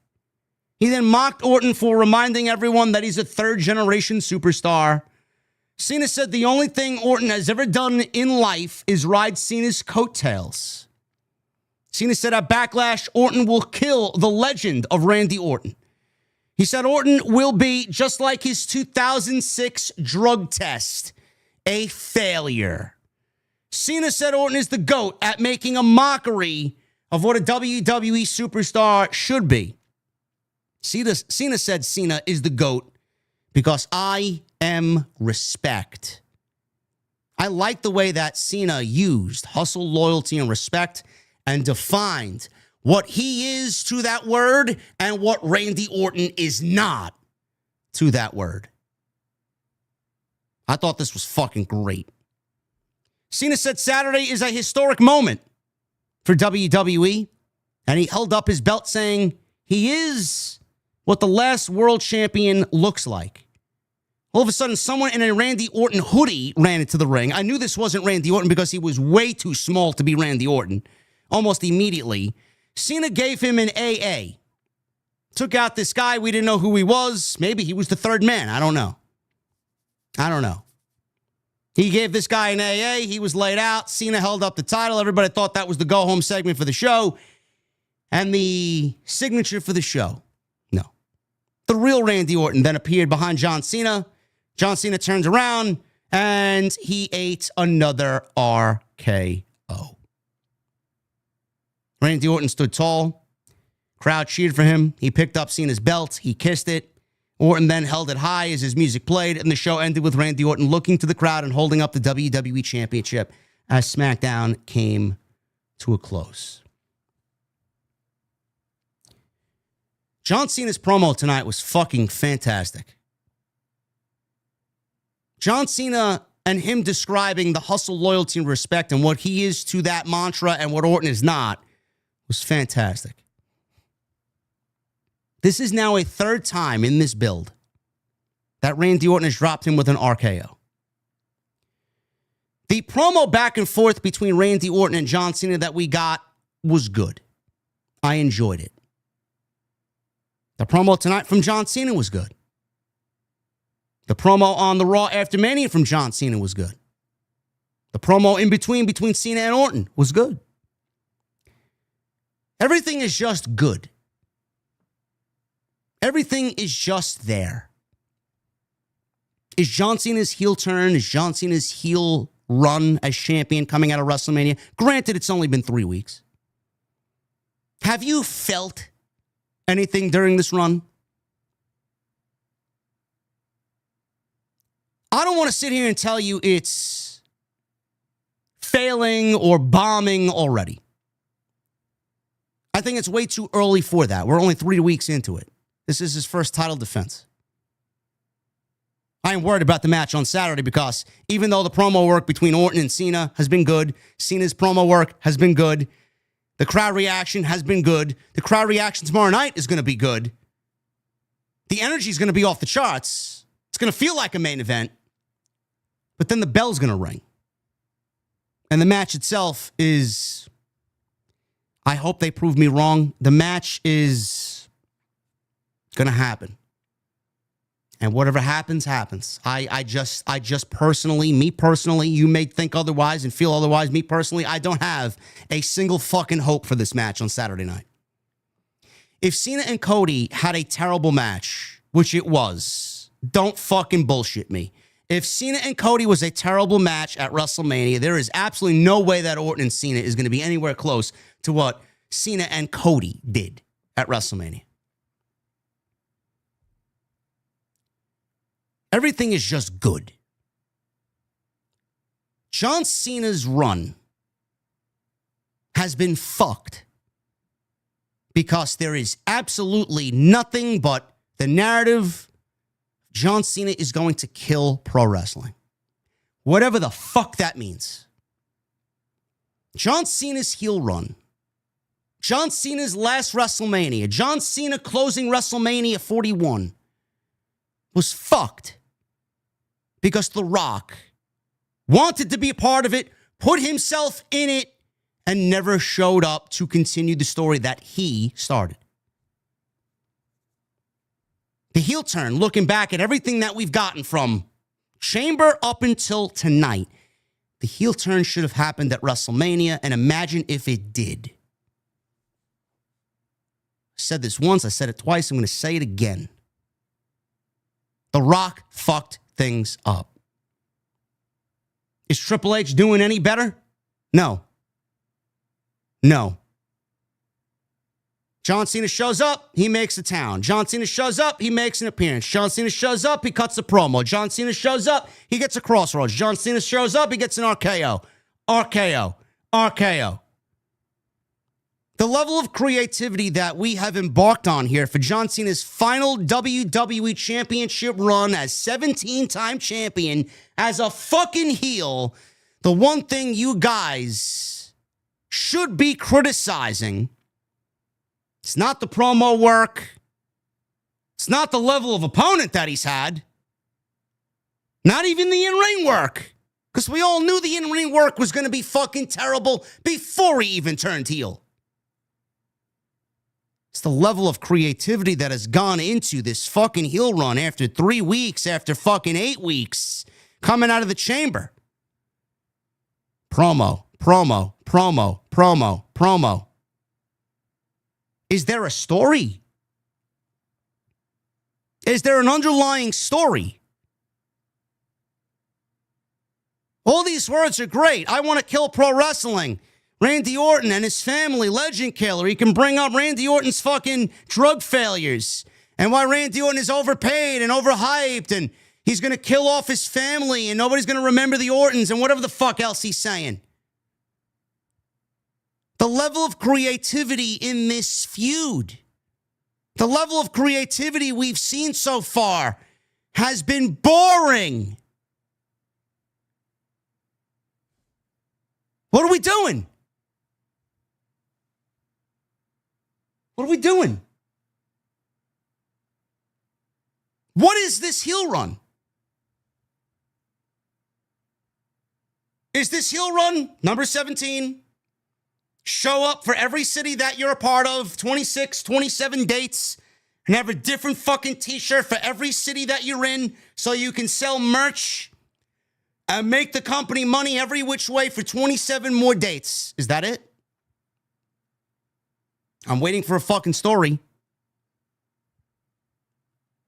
I'm afraid we're not going to get any sort of story until John Cena runs into CM Punk, who's going to be the savior of all of this and take the championship back from John Cena and save pro wrestling. I can't sit here and tell you that I'm overly enthused about what we're getting. Is John Cena doing great work as far as what he does on the microphone? He always does great work. I always stop what I'm doing when I have to listen to John Cena speak. Same thing with Randy Orton. They have so much of a history here where I just feel like the level of creativity that's gone into this, even though it is 3 weeks, the level of creativity that's gone into this has not been interesting whatsoever. It's been downright fucking boring. And then you want to know, well, why doesn't Backlash feel like a bigger deal? Why doesn't this match feel like a bigger deal? Why do I dread this match more than I find myself enthused and excited? It's because they haven't given you anything. They haven't given you anything. Cena doesn't make online vignette promos. Cena doesn't do any extra work than what he does when he's on television. I guess that goes in accordance to his character. I'm not giving you anything. I'm killing pro wrestling. Great. Great. You're killing pro wrestling. You're also giving us a fucking very middle of the road number 17 for someone who's called the GOAT in his final year as a pro wrestler. They can't sit there on the other side of this camera, on the other side of this microphone, and expect us to not be disappointed in what we're getting right now. Tomorrow night, these two will enter St. Louis. Tomorrow night, the energy will be there. Tomorrow night, it will be a main event. Tomorrow night, the bell will ring. And tomorrow night, I'll sit right here and tell you exactly what I'm going to tell you right now. It's going to be like Groundhog's Day. This match fucking sucked. All you're looking for is the ending. How is the end going to play out? Is Cody going to show up? Is Travis Scott going to be there? Is R-Truth and Jimmy Uso going to be part of this thing? How is this going to end? I would be floored if they deliver a 2-star match tomorrow. John Cena barely did anything in his match with Cody in what was one of the worst WrestleMania main events, maybe ever. You expect any different tomorrow night against Randy Orton? I'm not holding my breath. Thank you guys very much for a great stream tonight, man. We had 2,500 people in here on a Friday night. Thank you very much for all your support. Make sure you go out and check all of the content on the channel, man. We uploaded a banger video yesterday. Will Ospreay apparently was asked about WWE and what he thinks of WWE. He claimed that AEW is the better in-ring product. It's great. Who's watching? We covered that interview from the Daily Star on Will Ospreay. Go check that out. It's on the homepage.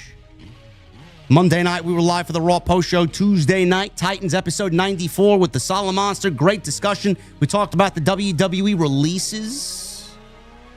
Wednesday night, Jesse and I covered and broke down AEW Dynamite. Yeah. Not very good over there either. It's pretty fucking cold over in Jacksonville. Double or Nothing doesn't even have 3 matches announced for it yet. It's crazy. And tonight we were live for SmackDown. I appreciate you guys being here. Thank you very much. Tonight we're sponsored by Blue Chew. BlueChew.com, code JD at checkout. You know, John Cena wants to kill pro wrestling. That doesn't mean you guys need to mimic John Cena and kill the vibe in the bedroom. Don't do that. Don't do that. You want to know how you don't kill the vibe in the bedroom? You want to know how you don't become John Cena? Blue Chew. BlueChew.com. Using that code JD at checkout. Starting now, Blue Chew is offering a combo so strong. Absolutely ridiculous combo. It's going to knock your socks off like a black mass from Alistair Black. You have to move towns with the amount of noise that you'll be making. Blue Chew Max has arrived, and it combines the same active ingredients as Viagra and Cialis into one chewable tablet. And this combo, man, it acts fast and it lasts very long. They're made in the USA. Blue Chew tablets are made in the USA, and they are prepared and shipped directly to you. It's easy to sign up. All you got to do is go to BlueChew.com, consult with one of their licensed medical providers, and once you are approved, you're going to receive your prescription within days. No questions asked. Best part, it's all done online. No waiting in line at the pharmacy, no visits to the doctor's office, no awkward conversations. And all you got to do is sign up at BlueChew.com. Use that promo code JD at checkout. All you got to do is pay the $5 shipping and handling. I want to thank them for being a great friend and a great sponsor right here on Off the Script. Let's get into the super chats. Michael Krause with a $2 super chat. Good Friday, JD and OTS. How is everyone? Let's go. Yeah. Hardcore Kevin with a 2. JD, would you ever wear a suit on stream if the occasion called for it? Yeah. Sure. I'm not a big suit guy. Josh Carlos, 98 with a 199. Damian Priest theme. We got Alter Bridge at home.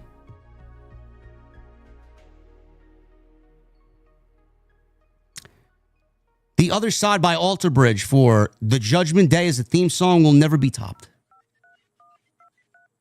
Sidro. Sidro comes in with a $10 super chat. Had a Mexican standoff with my boss the other day. He calls it a one-on-one. You know, Cinco de Mayo was a couple days ago, bro. And not using Amazon no more. Ordered grain for my chickens, but after I got it, they sent me an email asking for my feedback.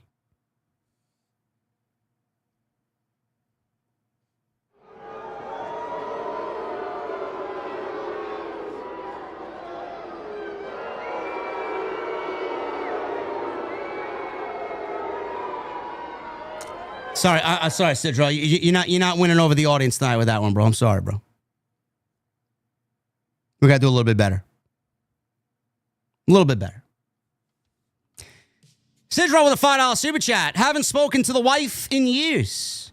Thought it would be rude to interrupt. And what's the most angry computer part? The keyboard. Everybody pushing its buttons.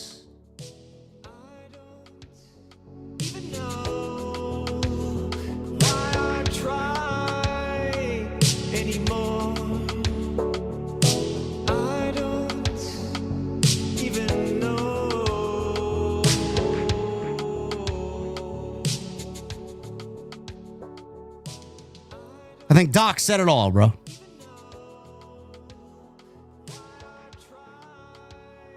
Nate with a $2 super chat. Haha, poor Vega gets 0 pop and Alexa crowd roars. Yes, it was mighty different, Nate.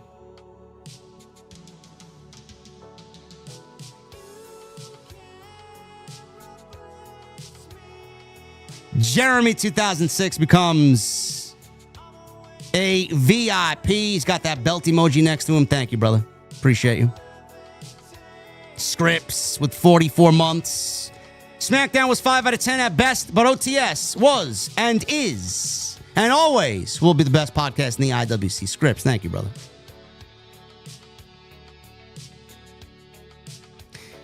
Lauren with a 36 months in the venue. I expected more from Triple H. Thought Randy Orton, John Cena could brawl. John Cena is definitely winning tomorrow night. Randy will win the title at some point. He will, but it won't be against Cena. And Lauren comes in with the $2 super chat. Yo, John Cena cooked Randy in that promo. He did. That was a great promo from John Cena. I just want more. I just want more. I don't know what it is. I don't like the fact that we have a part-time champion. That's also getting to me. Manny Angel with a 5. Hey, JD, I sent you 2 Austin Powers clips on Twitter. All right. I gotta see what you're talking about there. Wait, we gotta get some Austin Powers clips for the Double or Nothing stream. Tony Brown with a $5 super chat. Little Miss Alexa is still a certified dime, wrestling or not. And that's with that child. My face would look like a glazed donut, says Tony Brown. Bro, you are a wild fucking man, Tony Brown. Thank you, bro. TVP83 with a $9.99. I was at the show. Crowd seemed loud for most of it. Not sure how it was on TV. Hope everyone enjoys their weekend. And hope for a good backlash tomorrow night. Cheers. Hashtag OTS for life. TVP, you guys were a very admirable crowd on Friday night. Came across pretty well on TV. You guys were a lot better than fucking Fort Worthless, Texas. I'll tell you that right now.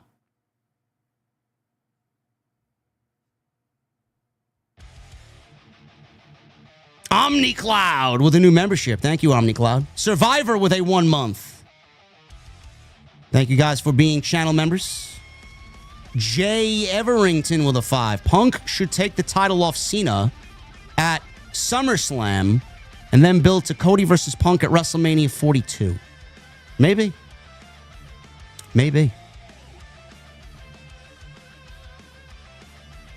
TVP83 with the $4.99. P.S. Screw the guy who threw the empty beer bottle at Cena. It didn't get out of hand. I didn't mind it. I didn't take issue with it.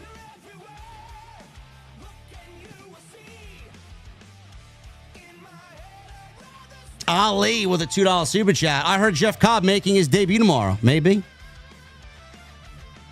The fact that it's in the news, I give it a high probability of it happening. Sidra with a $10 super chat. The genie asks a man to make 3 wishes. His first wish was for there to be no more lawyers in the world. The genie grants it and then says, bye. As YouTube just crashed on me in the middle of the joke. Thank you, YouTube. I really appreciate it. Really appreciate that, YouTube. The genie grants it and then says bye. Man says, wait, 2 more wishes. Genie says, I don't care. Sue me.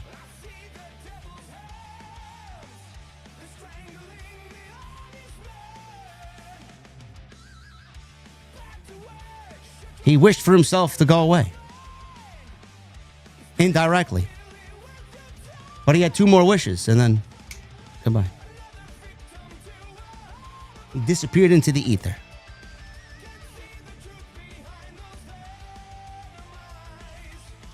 Jobber Jim is asking to be benched. Why? Why is Jobber Jim asking to be benched? Did he say anything that is a benchable offense?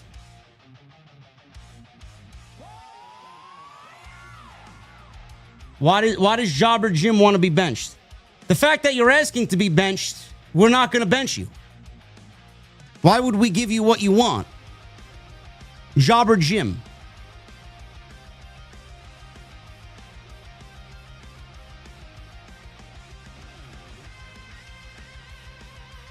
Jay Everington with a 5. Fell asleep watching the Dynamite stream on Wednesday. Had a dream you got a $10,000 super chat. Bro, it's going to happen one day.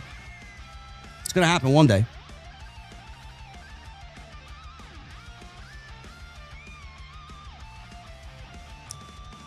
Kim Gray with a 199.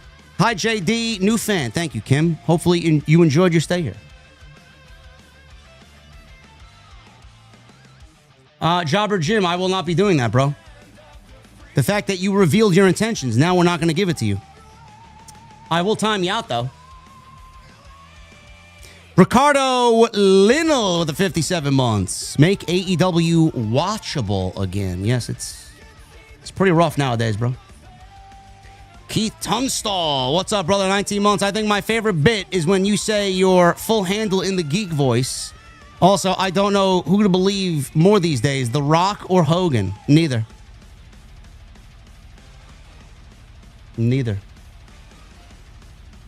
That's how they talk about me online. JD from NY 206, like I have numbers in my real name. JD from NY 206. Just call me JD, bro. Just call me fucking JD. Ali with a 5. JD, I hope this joke is funny. I gave it my best to make you laugh. What did the policeman say to his nipple? You're under arrest.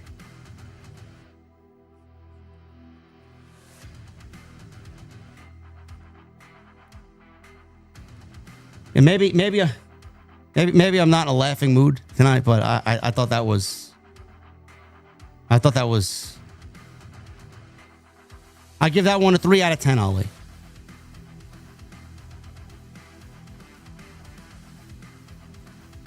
Sidro with a $2 super chat. What is Jeff Cobb's favorite snack? A Cobb salad.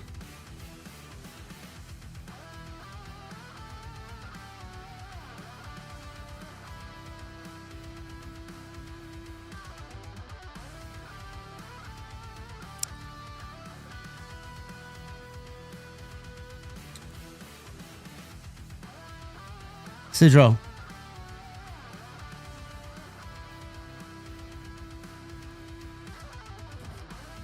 It's so fucking stupid.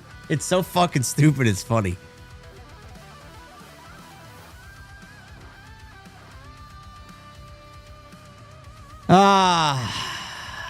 Seraph with a $1 super chat. L Middlebrook with a $9.99. Hi, JD. I've been a fan of yours for a couple of years now. I'm from St. Louis and will not be attending the show. It doesn't have my attention. However, I will be hanging out with you. OTS for life. Well, L Middlebrook, we're happy to have you. Whatever you want to drink is on me tomorrow. Based Beerus with a 2. Chelsea Green is better than Jey Uso. You know, I would not be surprised if that is a majority opinion in the IWC. He might not be that far off. He got 11 thumbs up on that comment. Sidro, I'm not reading Sidro. Sidro's no more. Sidro, no more here. It's Base Beer. We got a 4 from Base Beerus. He leaves me a dog emoji with a 149, a $2 super chat, and a $2 super chat. Next speed champion, Alistair Black. You know what? If Grande Americano is speed champion, there's a good chance that Alistair Black will be speed champion. And Base Beerus also says, waiting for the next Bad Bunny match. We could get it at SummerSlam.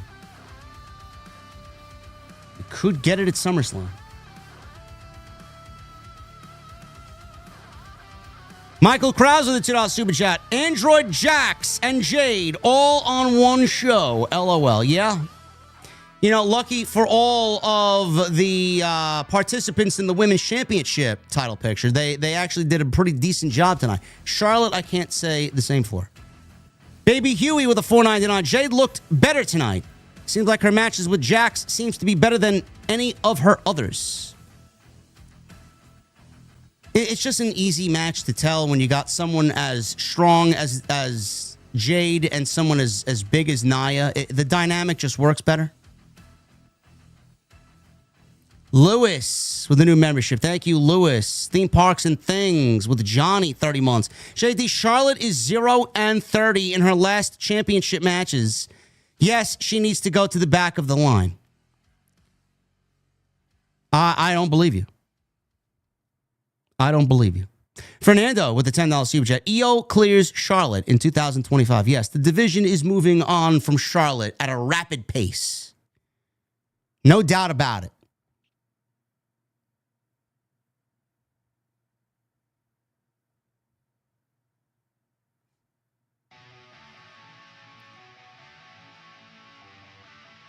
Baby Huey with a $4.99. The best women's matches on SmackDown in the last 6 months are Jade and Nia. That would have been a better women's title match at WrestleMania than Tiffany and Charlotte. You know, you might not be wrong there, honestly. You might not be wrong there. Andrew Scooby. Let me at him, Scoob.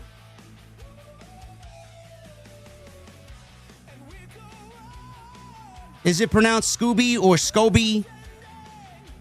I'm going to say Scooby because I like Scooby better. Reggie. JD, I was there tonight, and I thought the crowd for the majority of the show was hot. I would disagree with the opinion that they were dead. It's only when the android came out that we died internally, LOL. Oh, well, yeah, I mean, Hanky Panky, I mean, he probably watched Dynamite and figured that he was watching SmackDown, so I don't know. Andrew, thank you. Andrew Scooby with a $20. Ro! Thank you, Andrew. Revol with a $2 super chat. AZM pinned Mina to win a belt from Mercedes. Oh, Mercedes was not pinned. Gee, color me shocked. Justin Toner with a 5. Hey, JD, great show tonight. Shout out to Indy Hartwell, who won the Hog women's title tonight. Solid Monster got to raise her hand. Congrats to her. Hunter's Hybrid Media with a 2. Cena's run has been fucked since The Rock fucked it. Yeah. Triple M, $2 super chat. Comment of the night. Tool is hella mid. Alter Bridge clears. 100%. Tool is fucking garbage. Legitimately. Anthony Vagonis with a $9.99. SmackDown tonight was solid. This SmackDown and after WrestleMania was better than Dynamite, which is rarely the case. I think Cobb aligns with Jacob. I think he shows up in that match tomorrow. I could be wrong, but I'm going with that. Cena beats Orton by punt kick, and I don't know why no one is saying it. He posted it on IG.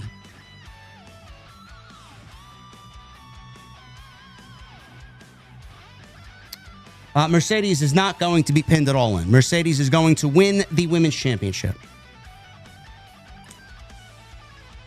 Based Beerus with a 2. Cena loses and regains the belts 3 times. 20-time champion. Imagine. He'd really be getting close to Ric Flair's record, huh?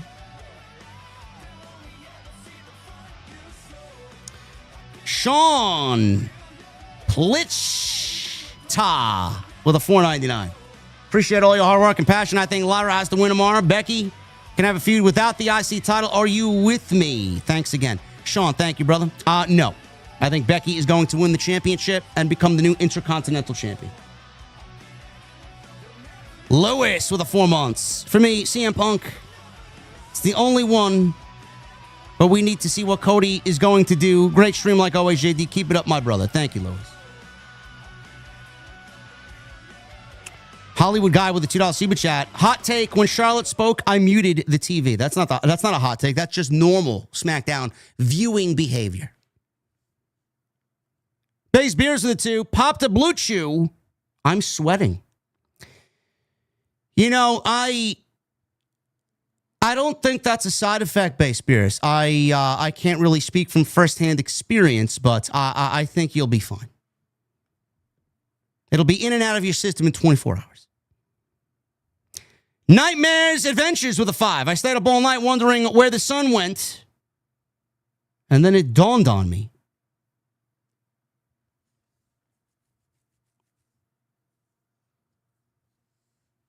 You know, I woke up this week wondering where the sun went. I think I got maybe one sunny day all week in New York. Thank God tomorrow's going to be sunny. I'm going for a nice walk tomorrow. B-Love with a 999. What's up, JD? Currently pre-gaming in St. Louis, getting ready for Backlash tomorrow. You think you and BC Amplified would ever consider doing another joint stream for the future? Yeah, I'd love to work with BC. I think it's always a good time. He's just like Batman. He's just very difficult to get a hold of. Duff's Vids, $4.99. How do you know Jesus is from the West Coast? He made Crips walk. See, that's got to get.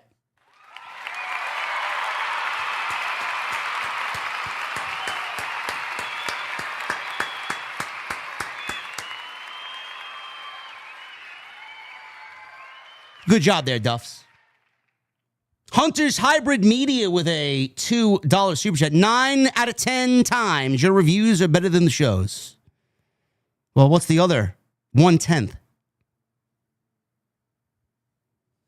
Baby Huey with a $4.99. What is Jeffrey Dahmer's favorite shampoo? Head and Shoulders.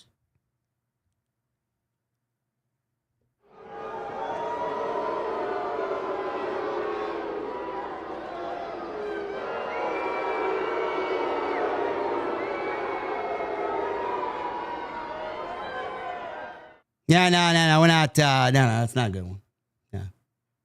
Nightmare Adventures with a 5. How do you make a tissue dance? Put a little boogie in it.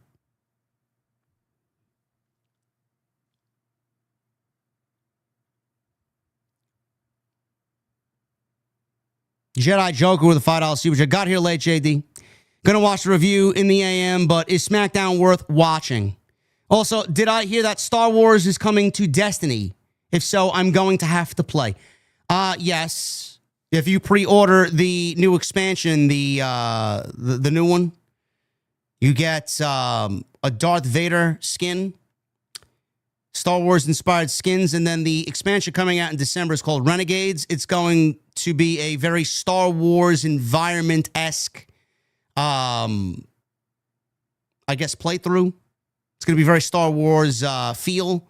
It's not going to be directly taken from Star Wars. They're not going to incorporate real-life Star Wars things into it, but it's going to be very inspired by Star Wars. Color, vibe, environment. Kind of looking forward to it.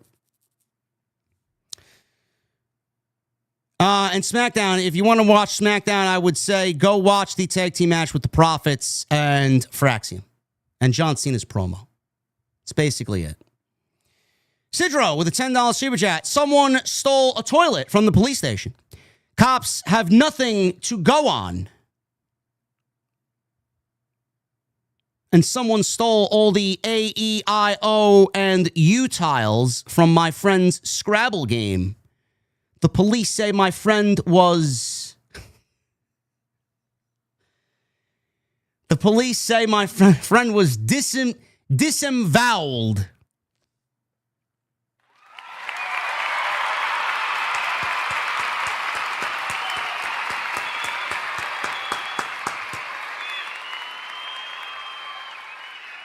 That was a good one, Cedric. That was a good one. Captain Solo with the 46 months. OTS for life. JD's the king of the IWC. Thanks for all you do, bro. Yeah. And Captain Solo at 5. Who opens up an OnlyFans first? Gigi Dolan or Cora Jade? Gigi opens one. I'm VIP for life. Well, Cora Jade says she's got about 25 days until she's back on the indies and stealing your money. So Cora Jade has already confirmed an OnlyFans is coming. And I said that last Friday night. Some people in the IWC wanted to clip me and take me out to be some sort of weirdo. But, gee, man, I wonder who was right.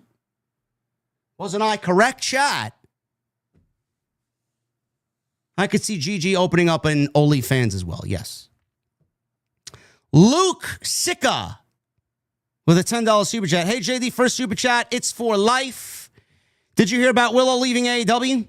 You think she'll come to WWE? Clearly, Tony doesn't know how to book her correctly. If she stays, which I do think she will, I think she's a fool. That division is completely useless.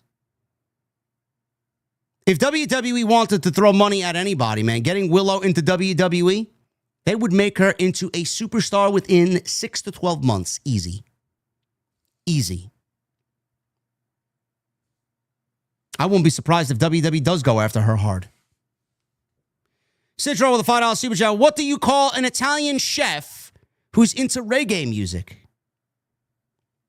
A pastafarian.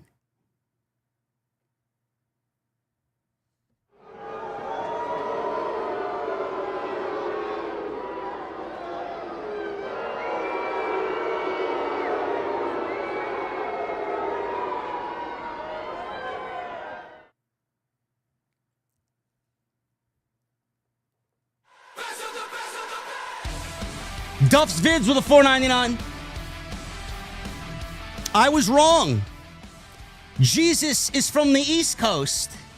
He's the OG blood.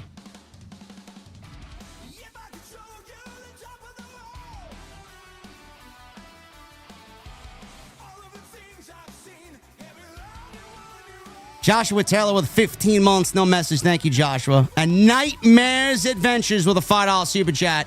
What's a comedian's favorite wrestling move? The knee slapper.